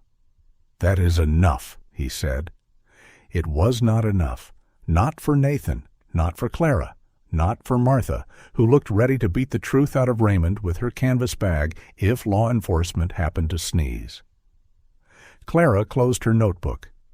"Mr. Pike, I'm going to need copies of your authority documents, the name of the rescue you claim received Daisy, and the contact information for any animal control or transport service you say was involved." Raymond's smile returned by force. "Naturally, I will provide what is appropriate. Today." "Deputy, I am not the villain here." Martha snorted. "Then stop auditioning." Raymond ignored her again, though less successfully this time. He looked at Nathan. "You are turning a few dogs into a town matter." Nathan looked into the shed. Daisy lay beneath a clean thermal blanket now, eyes half closed, but still tracking her pups. Buddy had settled under Snowball's neck. The old shepherd stood over him, silent and immense, rain dripping from his black and tan coat like armor left outside a castle gate. "A few dogs," Nathan repeated. Raymond adjusted one glove. "Be careful, Mr. Cole. People who have just arrived in a town sometimes misunderstand its history." Nathan held his gaze. "And people who think history is paperwork usually forget somebody remembers the names." For the first time, Raymond's politeness cracked enough to show irritation beneath it. Clara stepped between them before the silence became something heavier. "We're done for now," she said. "Mr. Pike, leave the property. Do not enter the shed, do not remove anything, and do not contact any third party to remove these animals without my knowledge or Dr. Vale's medical release. Is that clear?" Raymond looked as though many replies stood in line behind his teeth. He chose the safest one. "Perfectly." He turned toward his SUV. Glenn hesitated. His gaze stayed on Buddy, then shifted to Nathan, troubled and ashamed. Raymond snapped his fingers once without looking back. Glenn followed. The SUV reversed slowly through the mud and rolled down Hollow Barn Road, its taillights vanishing into the rain like two small red lies retreating into the trees. No one spoke until the engine faded. Martha broke the silence. "I never liked his shoes." Hannah looked up from Daisy. "That your professional assessment?" "At my age, shoes tell the truth faster than men." Nathan almost smiled, but the feeling did not reach far. Clara looked toward the road, then back at the shed. "He'll come back," she said quietly. Nathan knew it too. Raymond had not arrived to help. He had arrived to measure risk. And now he knew the risk had names. Daisy, Emily, Buddy, Snowball, Nathan, Hannah, Martha, Clara. Names complicated disposal. Hannah resumed checking the pups. Martha knelt near Daisy, speaking softly of Emily, of biscuits, of the old store bell, of ordinary days that had somehow survived in memory when the house itself had failed. Nathan stood at the doorway and looked at the mother dog, the torn red cloth, the embroidered blanket, the photograph, the empty bowl. He had seen men like Raymond before, men who never raised their voices because they had learned softer ways to erase things.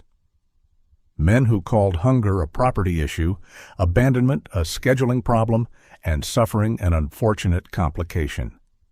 Snowball shifted beside him. Buddy slept against the old dog's leg now, one muddy paw resting on Snowball's foot.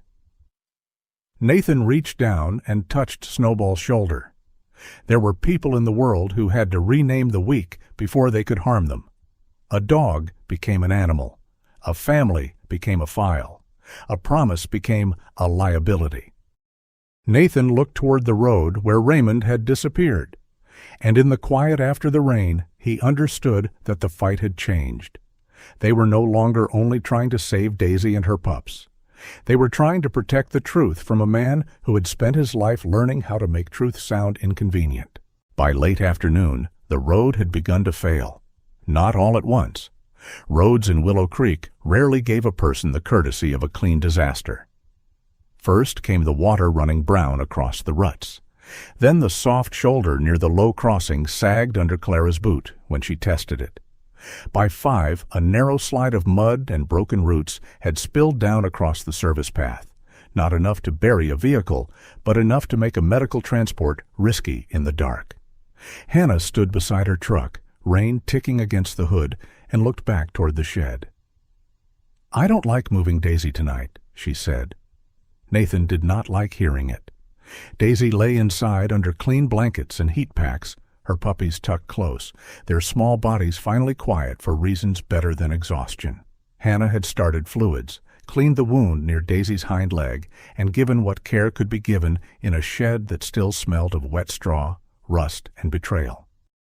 Buddy slept in short bursts beside Snowball, waking every few minutes to check that his mother still breathed. Clara had photographed everything twice: the bowl, the torn sack, the wire, the blanket, the photograph, the door, the bar, the little red cloth. Evidence had begun to form a wall around Daisy, but walls made of evidence took time to harden. "I can get the county crew out at first light," Clara said. "Road department, too. If we try to force a move tonight and Daisy crashes on that crossing, we lose more than time." Nathan looked through the open shed door. Daisy's eyes followed him from the blanket. She was too tired to lift her head, but not too tired to measure every human decision. A mother who had survived abandonment did not trust a committee simply because it came with flashlights.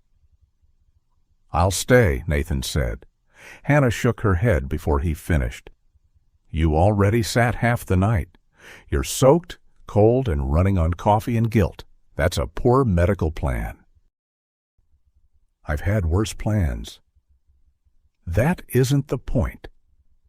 Clara stepped between them with the tired authority of someone who had refereed both bar fights and town council meetings. "We do this clean.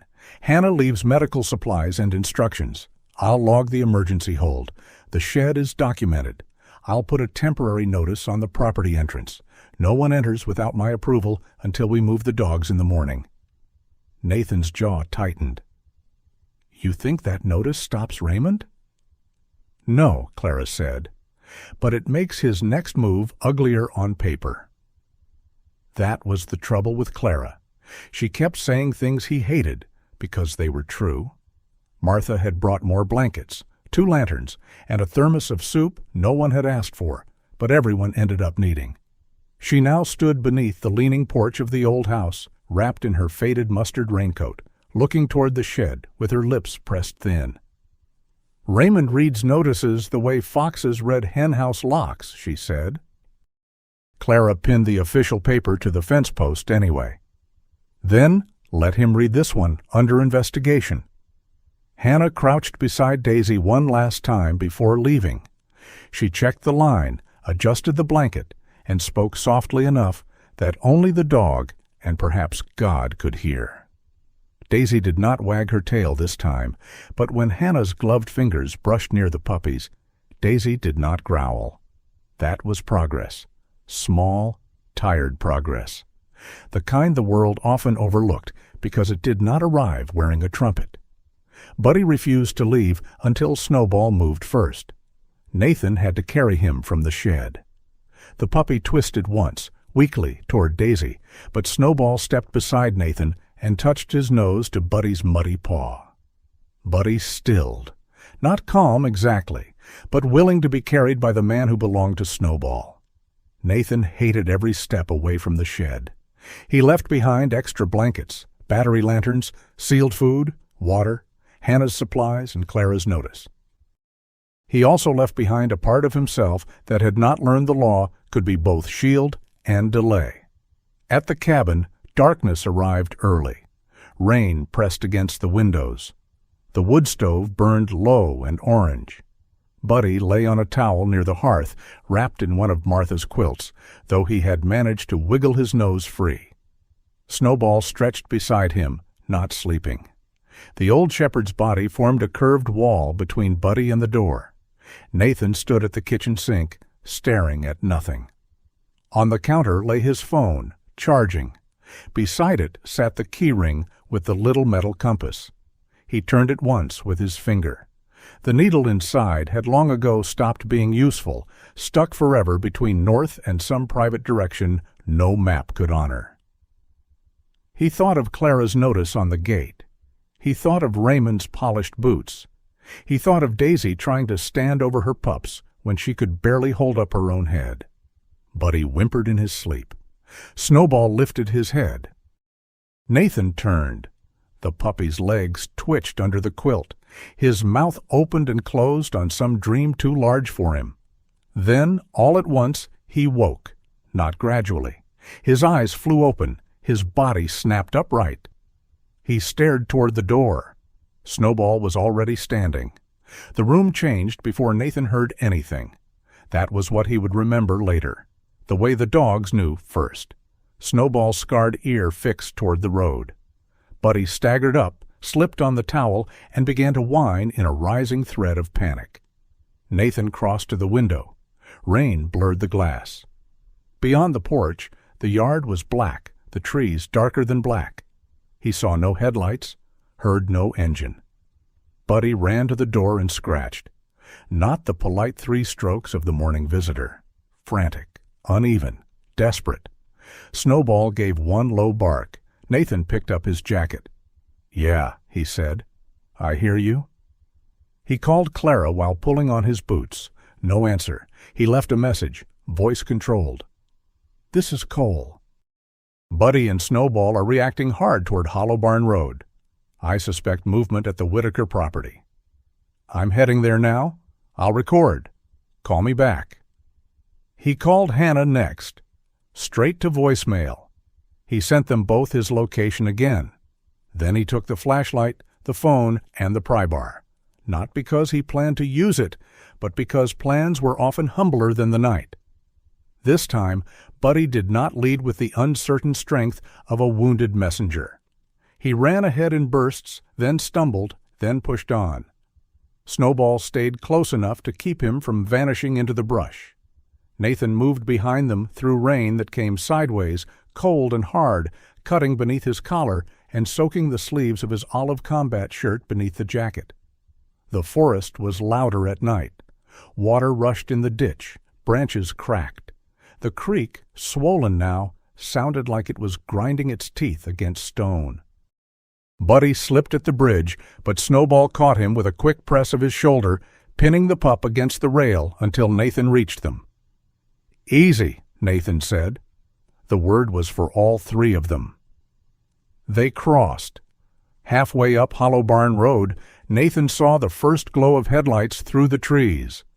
Not Clara's SUV, not Hannah's truck. A darker vehicle stood near the Whitaker gate, engine running, lights angled away from the road. Another set of smaller work lamps shone toward the shed. Nathan stopped in the brush. Snowball froze beside him. Buddy made a sound so sharp, Nathan put one hand down instinctively to steady him. Voices carried through the rain. Raymond Pike's voice was still polite, even at night. That made it worse. "Just open it and load them, quickly." Another voice answered, young and strained. "Glenn. She said not to touch anything. She is a deputy, not a judge. There's a notice on the gate. There is a wet piece of paper on a fence post." Nathan started recording before he moved. He stepped from the brush into the yard with the flashlight angled low. "Raymond." The name cut across the rain. Raymond turned slowly from the shed door. He wore a long black raincoat now, collar raised, leather gloves shining under the work lamp. Even in mud, even beside a shed full of suffering, he looked like a man arriving to supervise inconvenience rather than cause harm. Glenn stood beside the door, holding a tool bag. His black knit cap was soaked. His face was pale. A third man, broad and bearded, stood near the SUV with folded crates. He had the look of hired muscle pretending to be a handyman. Raymond's eyes found the phone in Nathan's hand. "Mr. Cole," he said, "you have a habit of appearing where you are not invited. And you have a habit of showing up where living things disappear. The polite mask tightened. I am moving unsafe animals from an unsafe structure. No medical release, no deputy approval, no animal control. I have authority over this property. You had a notice on the gate. Raymond's smile grew thinner. You seem very attached to paper when it benefits your version of events. Behind him, inside the shed, Daisy tried to rise. The sound she made silenced everyone except the rain. It was not loud. It was worse than loud. A low, broken effort, claws scraping against straw, breath catching as she forced her injured body between the doorway and the corner where the puppies lay. One of the pups cried beneath her. Buddy lunged. Snowball blocked him. The old shepherd stepped in front of the puppy with such swift certainty that Buddy bounced lightly against his chest. Buddy whined and tried to duck beneath him. Snowball lowered his head, not harshly, and held him back. Nathan saw the whole arc of the old dog in that single movement. Snowball, who had once turned away from puppies because loss had taught him their fragility. Snowball, who had accepted Buddy beneath his neck without understanding why. Snowball, who now stood in the rain between a terrified pup and a danger too big for him to survive. A gatekeeper did not need to be white to be named for snow. Some names were prophecies spoken too early. Nathan moved closer. Raymond lifted one gloved hand. Control your dog. He is controlled. Snowball stood silent, black and tan coat shining under rain and lamplight, silver muzzle lowered, scarred ear raised. He did not bare his teeth. He did not bark. He simply occupied the space in front of Buddy, as if the earth itself had appointed him there. Raymond looked at Glenn. Open the door fully. Glenn did not move. Glenn, the young man stared at Daisy. She can't stand, he said. That is why we are removing her. You said there might not be dogs. Raymond's voice sharpened. I said there might be debris. No? Glenn's hand shook on the strap of the tool bag. You said if there were dogs, we had to get them out before morning. Raymond went still. Nathan's phone was recording. Rain ran down Glenn's face, or maybe not all of it was rain. He looked suddenly younger, a man not yet hardened enough to bury what he had seen. Raymond turned toward him slowly. Be quiet. Glenn swallowed. You knew? The bearded man near the SUV shifted. I didn't sign up for this. No one asked your opinion, Raymond snapped. That was when headlights swept across the fence. Clara's SUV slid into the yard, followed by Hannah's truck and Martha's old station wagon, which arrived with a lurch that suggested the vehicle had been threatened into service by sheer elderly will. Clara stepped out first, raincoat over uniform, one hand near her radio, the other already lifting a flashlight. Step away from the shed, Mr. Pike. Raymond recovered quickly. Men like him always kept a spare mask. Deputy Morrow, thank goodness. I found the condition unacceptable and began arranging removal to a safer— Stop talking, Clara said. Martha emerged from her car, clutching a plastic sleeve against her chest. Her mustard raincoat flapped wildly, and her silver curls had escaped their clip. She looked less like a shopkeeper now, and more like a small weather god who had finally lost patience. He knew, Glenn said. Raymond rounded on him. Glenn. Clara's flashlight held steady on the young man. Tell me. Glenn looked at Raymond once more. Whatever leash had held him seemed to fray and snap. He told me yesterday after we left. Said if the dogs were still in there tonight, we'd move them before the county made a circus of it. Said nobody needed to know they were Whitaker dogs. Raymond's face hardened. This is absurd. He's confused.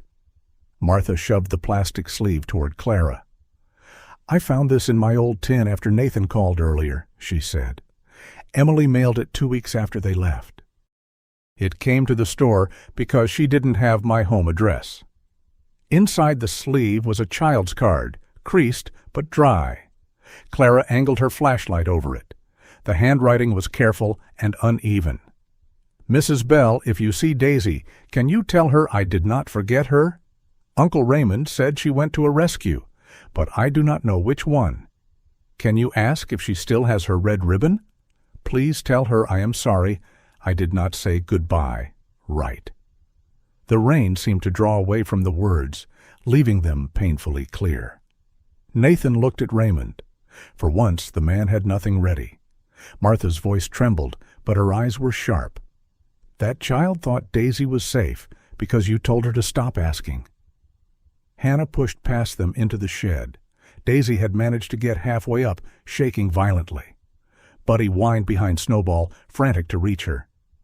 "She needs to be kept calm," Hannah said. "Right now." Nathan looked at Snowball. "Hold."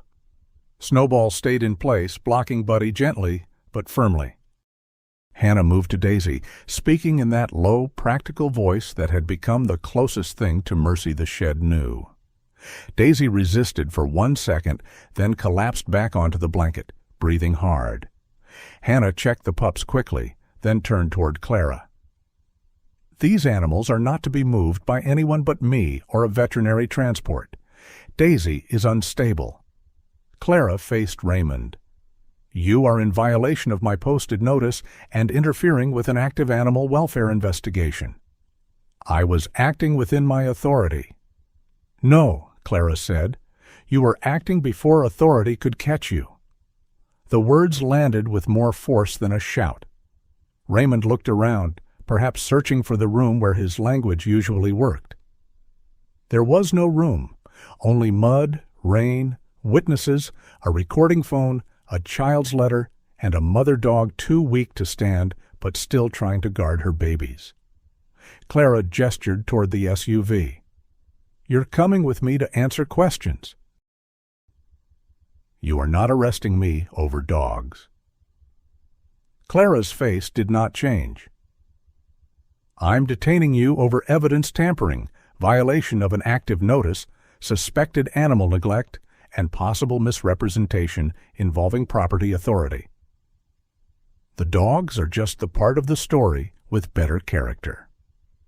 For a wild second, Nathan thought Martha might applaud.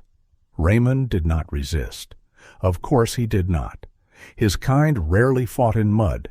He adjusted his gloves, lifted his chin, and walked toward Clara's SUV, as though he were choosing dignity rather than being stripped of convenience.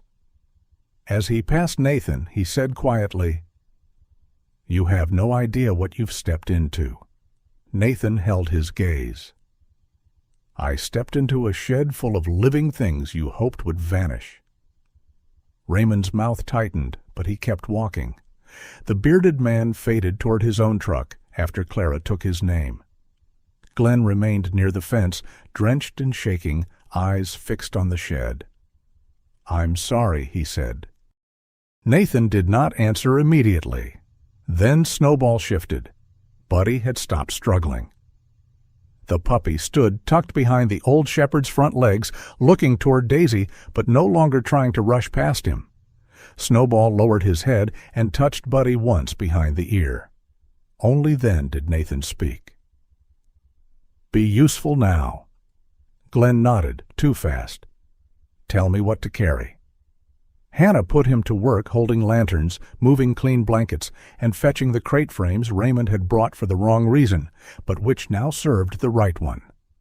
Martha stood beside Clara's SUV until Raymond was inside, then turned back toward the shed with the child's card still in its plastic sleeve. The rain eased after midnight, not stopped. Willow Creek rarely surrendered completely, but softened as if the sky had spent its anger and was now only grieving. Daisy lay under fresh blankets, her puppies warmed against her. Buddy, exhausted beyond fear, slept with his head on Snowball's paw. Snowball stood in the doorway, body framed by the shed light, watching the yard where Raymond's taillights had vanished. Nathan stood beside him. The old dog's coat was black and tan, not white. His muzzle was silver, his ear scarred, his body aging. But in that doorway, with rain dripping from him and the little family safe behind him, Nathan finally understood the name again. Snowball was not named for color. He was named for the one clean thing that could fall into a brutal world and make men remember softness without making them weak. Daisy lowered her head, not from collapse this time, from trust, or the first exhausted cousin of it. For one night, she did not have to stand alone. Snowball stood watch for her, and Nathan, who had come to Willow Creek to disappear, stood beside the gatekeeper until morning began to pale behind the pines. By morning, the rain had become gentle enough for mercy. It still fell over Willow Creek, of course. Rain there was less weather than citizenship. It tapped on the roof of Dr. Hannah Vale's clinic, slid down the windows, and stitched silver lines through the parking lot. But the violence of the night had passed. The road crews cleared enough of Hollow Barn Road for Hannah's transport van to crawl through, and by 10 o'clock, Daisy and her pups were no longer in the shed. They were in a clean room that smelled of warm towels, antiseptic, and hope trying not to get ahead of itself. Daisy did not recover quickly. Stories often hurried healing because suffering made readers uncomfortable. Daisy's body had no interest in story manners. She slept in hard, shallow stretches. She woke whenever a door clicked. She checked every puppy with her nose before allowing herself to drink. She accepted food only after Buddy sniffed it first, as if the little pup had somehow become her ambassador to a world she no longer trusted. Hannah worked with the patient steadiness of someone who respected frightened animals more than proud people. She changed bandages, checked fluids, monitored Daisy's temperature, and kept the puppies warm in a low-sided pen where their mother could always see them.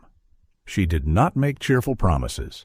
Instead, she said useful things. She ate half a bowl. Her breathing sounds better. The swelling is down a little. The pups gained weight overnight. Nathan found himself holding on to those small sentences like rungs on a ladder. He went between the clinic and the cabin for days. He brought clean blankets, repaired a loose hinge on Hannah's back gate, hauled feed bags, and built a temporary exercise run behind the clinic with scrap lumber donated by a man named Arlo Fitch, who ran the saw shop and claimed he had no interest in gossip while asking for updates every 12 minutes. Snowball came with him every time. So did Buddy. The puppy refused separation with the stubbornness of a creature who had already lost too much distance to adults making decisions. If Snowball entered the clinic, Buddy entered. If Snowball lay down, Buddy climbed against him. If Hannah took Buddy for a brief checkup away from Daisy, Snowball watched the door with such silent severity that Hannah finally said, "Fine, Your Majesty, you may supervise." Snowball accepted this title without modesty. Daisy's feelings toward him changed slowly. At first, she watched Snowball as one tired soldier might watch another across a battlefield after the shooting stopped. Not trust, recognition. Then, on the fourth day, when one of the smallest pups rolled too far from the warmth pile and squeaked in protest, Snowball stood from his mat. He did not touch the pup. He only looked at Daisy, then looked at the pup. Daisy lifted her head. Snowball waited. Hannah, standing nearby with a clipboard, did not move. Daisy gave one quiet huff. Snowball stepped forward, lowered his muzzle, and nudged the puppy back toward the blanket with a tenderness so careful it seemed almost ceremonial. The pup vanished beneath Daisy's chin. Daisy watched Snowball for a long moment. Then she closed her eyes. Nathan turned toward the sink, pretending the room had dust in it. Hannah saw him and said nothing. She had the mercy not to. News traveled through Willow Creek, but it did not arrive like a parade. No one came to the clinic waving banners or calling Nathan a hero. Willow Creek was too wet, too old, and too practical for that kind of noise. Instead, things appeared. A bag of puppy formula on the clinic steps, a stack of towels washed soft from years of use, a box of firewood outside Nathan's cabin, a sack of dog food with no note, A casserole wrapped in foil and left on his porch, followed the next day by a second casserole and a note that simply read, "Bring back the dish, or Martha will hunt you." Nathan stood in his doorway, holding the note for a long time. He was not used to help that did not ask to be admired. Martha found him there that afternoon, setting down a jar of soup beside the casserole, as if building a small edible barricade against his isolation. She wore her plum cardigan beneath a raincoat and carried herself with the triumph of a woman who had successfully interfered in several lives before breakfast. "You look cornered," she said. "I'm not cornered." "You're holding a casserole dish like it might explode." Nathan looked down. He was, in fact, holding it at arm's length. "I don't know who brought this." "That's the point." "I can pay." "You can hush." Snowball, sitting by the door, gave a soft breath that sounded suspiciously like agreement. Martha pointed at him. "See? The sensible one understands." Nathan looked from Martha to the casserole to the wet road beyond his yard. "I didn't come here for this," he said. "For chicken and rice?" "For people." Martha's face softened, though only at the edges. "Nobody ever does, Nathan. People are like rain in this town. You can curse it all you want, but sooner or later it gets through the roof, and then you either fix the roof alone or let somebody hold the ladder." He looked away.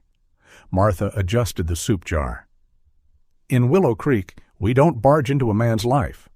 We leave soup on his porch and pretend we forgot the jar. It's a very refined system."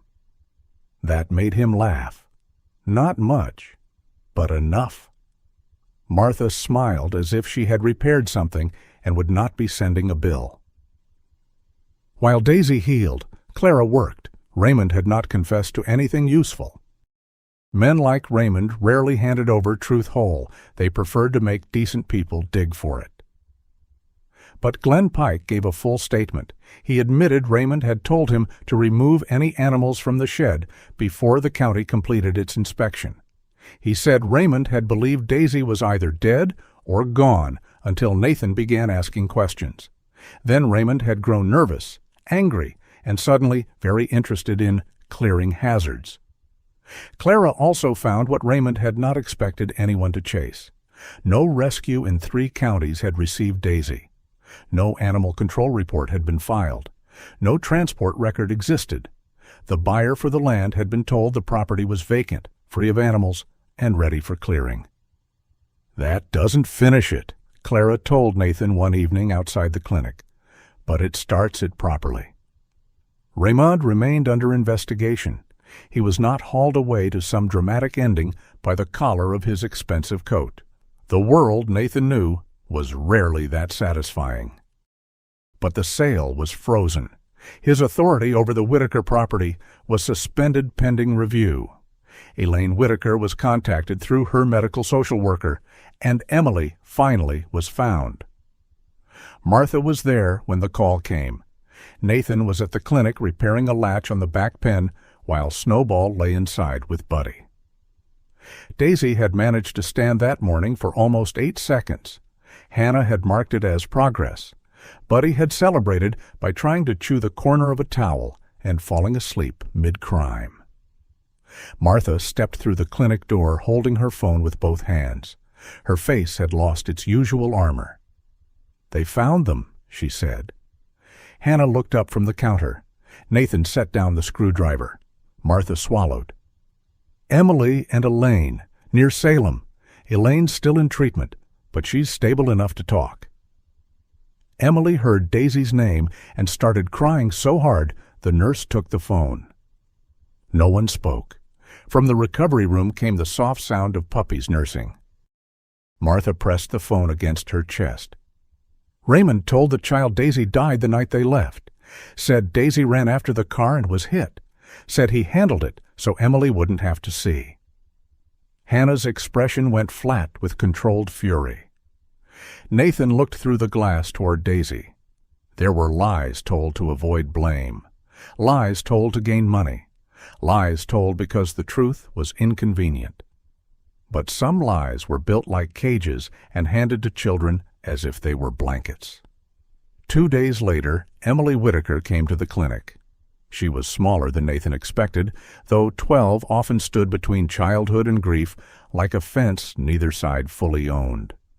Her brown hair was tied back loosely, strands slipping free around a pale face scattered with freckles. She wore a light blue hoodie under an old cream puffer jacket, jeans tucked into worn sneakers, and she held one hand around her mother's wrist as they entered.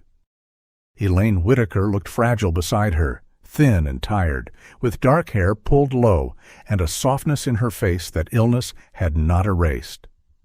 She leaned on a cane, but tried not to. Her eyes went first to Martha, then to Nathan, then to the recovery room door. Hannah met them gently. "She's weak," Hannah said, "but she knows more than we think. Go slow." Emily nodded, but she was already crying, not loudly. Tears just began falling, as if some door inside her had opened before permission was granted. Nathan stepped back with Snowball. Buddy, tucked against Snowball's front legs, lifted his head. He had been washed twice by then, though mud seemed to be less a substance on him than a personal philosophy. The red cloth was clean, but still frayed, tied loosely around his small neck. Hannah opened the recovery room door. Daisy was lying on a thick blanket, her pups asleep against her belly. She lifted her head at the sound. Emily made a small broken noise. "Daisy?" The dog froze. Then Daisy's tail moved. Once. Again. Her front legs trembled as she tried to rise. Hannah moved as if to stop her, but Elaine touched her arm. "Let her try," Elaine whispered. Daisy stood, only halfway, only for a moment. Her injured leg shook, her body swayed. But she stood because love had entered the room wearing a blue hoodie and a face full of guilt that never belonged to her. Emily dropped to her knees. Daisy pressed her head into the girl's chest. The sound Emily made then was not pretty. It was not the soft crying people imagined in stories. It was the sound of a child giving back a grief she had carried because an adult had placed it in her arms and called it truth. "I'm sorry," Emily sobbed into Daisy's fur. "I'm sorry. I didn't know. I tried to ask. I tried." Daisy leaned harder against her. Elaine covered her mouth with one shaking hand. Martha turned toward the wall and pretended to inspect a poster about flea prevention. Clara, standing near the doorway in plain clothes for once, a dark hoodie under a denim jacket, wrote nothing in her notebook. Some things did not need documentation to be real. Buddy wriggled free from Snowball. He ran to Emily, tripped over his own front paws, recovered with great dignity, and climbed into her lap beside Daisy. Emily laughed through tears when he licked her chin. "You're one of hers," she whispered. Buddy wagged. For a little while, the room held the impossible. The mother, the child, the pup who had carried a rescue in his tiny body, the old K9 who had answered without understanding the whole prayer, and the man who had come to Willow Creek to disappear but now stood in the corner unable to look away. Later came the harder kindness. Emily wanted Buddy. Of course she did. No one blamed her. Daisy was her dog, and Buddy was Daisy's pup. Love, when wounded, often reached for everything it could hold. Emily sat on the floor of Hannah's clinic with Buddy in her lap, one hand buried in his golden fur, the other resting against Daisy's shoulder. "He should be with his mom," Emily said. Buddy yawned, then looked toward Snowball. Snowball lay near the door, pretending not to care so convincingly that everyone in the room noticed. Buddy climbed out of Emily's lap and trotted to him. He pressed himself under Snowball's neck and sighed. Emily watched. Hannah said nothing. Nathan said nothing. Sometimes silence was the only honest witness. Emily called Buddy back. He came happily. He licked her fingers, chewed her sleeve, climbed halfway into her lap again. Then, after a minute, he returned to Snowball. Not because he loved Emily less. The room understood that. Even Emily understood it, though understanding did not make it painless. "He gets scared when Snowball isn't there," Hannah said softly.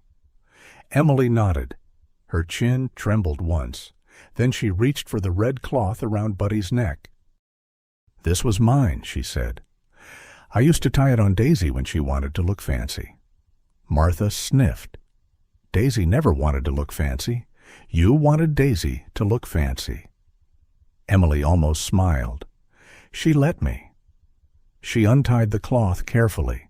The fabric was faded, worn thin from rain, teeth, mud, and desperate journeys through the trees. She held it for a moment, then stood and walked to Nathan. Nathan straightened as if he were being handed a medal and did not deserve it. Emily placed the cloth in his palm. "He found you before I could come back," she said. Nathan looked down at the red strip. He had carried heavier things: weapons, packs, men, regret. But that little cloth seemed to weigh as much as a promise. "I'll take care of him," he said. Emily looked toward Snowball and Buddy. "I know. He already told me." In the weeks that followed, Daisy went home with Emily and Elaine, not to the old Whitaker house, which remained tied in investigation and rain, but to a small rental near town with a fenced yard. Hannah inspected twice, and Martha inspected without being asked at all. 2 of Daisy's pups went to families Clara personally approved after making the sort of inquiries that discouraged foolishness. 1 stayed temporarily at Hannah's clinic until a proper home was ready. Buddy went home with Nathan, not as a visitor, not temporary. The word disappeared from the cabin one day without ceremony, like a bad habit finally bored of itself. Nathan bought a smaller collar, but kept the red cloth folded in a wooden box near his keys. Snowball pretended not to enjoy having Buddy in the cabin. This performance included allowing Buddy to sleep against his ribs, supervising his meals, standing between him and the vacuum cleaner, and occasionally giving Nathan a long-suffering look whenever Buddy tried to ambush his tail. The cabin changed. Not dramatically. The porch still sagged on the left. The kitchen window still stuck in the cold. Rain still found new ways to introduce itself through old wood. But there were towels by the door now. 2 bowls instead of 1. Puppy teeth marks on the leg of the chair Nathan had meant to refinish. A basket of toys Buddy dragged across the room like spoils of war. And people came. Not too many. Not too loudly. Hannah stopped by with medicine and stayed for coffee. Clara dropped off updates and accepted soup once, pretending it was a legal necessity. Martha continued leaving jars on the porch and lying badly about forgetting them. Nathan did not become a different man. Healing rarely worked like a costume change. But he began opening the door faster. One morning, weeks after the shed, Nathan woke before dawn to the sound of scratching. For 1/2 second, his body remembered the first morning, the rain, the porch, the small visitor from the edge of the forest. Then he opened his eyes. The scratching was not outside. It came from the living room. Nathan rose and walked barefoot across the cool floorboards. Near the front door, Buddy stood inside the cabin, one paw lifted, scratching lightly at the wood. 3 small strokes. Then he looked back over his shoulder. Snowball stood at the foot of the stairs, silver muzzle, solemn, scarred ear raised, looking deeply offended by the idea of mourning. Buddy scratched again. Nathan leaned against the hallway wall. "Really?" he said. "You're knocking from inside now?" Buddy wagged as if this were an important advancement in household management. Snowball descended the last steps with the slow dignity of an ancient god, summoned from a perfectly good throne. His tail, traitorous and honest, gave one small wag. Nathan opened the door. Rain misted the yard. The pines stood tall and dark beyond the fence. Somewhere far off, the creek moved over stone. Willow Creek still smelled of wet earth, wood smoke, and things that took a long time to heal. Buddy launched himself into the grass. Snowball followed at a measured pace, pretending not to hurry. Nathan stepped onto the porch and watched them circle the yard.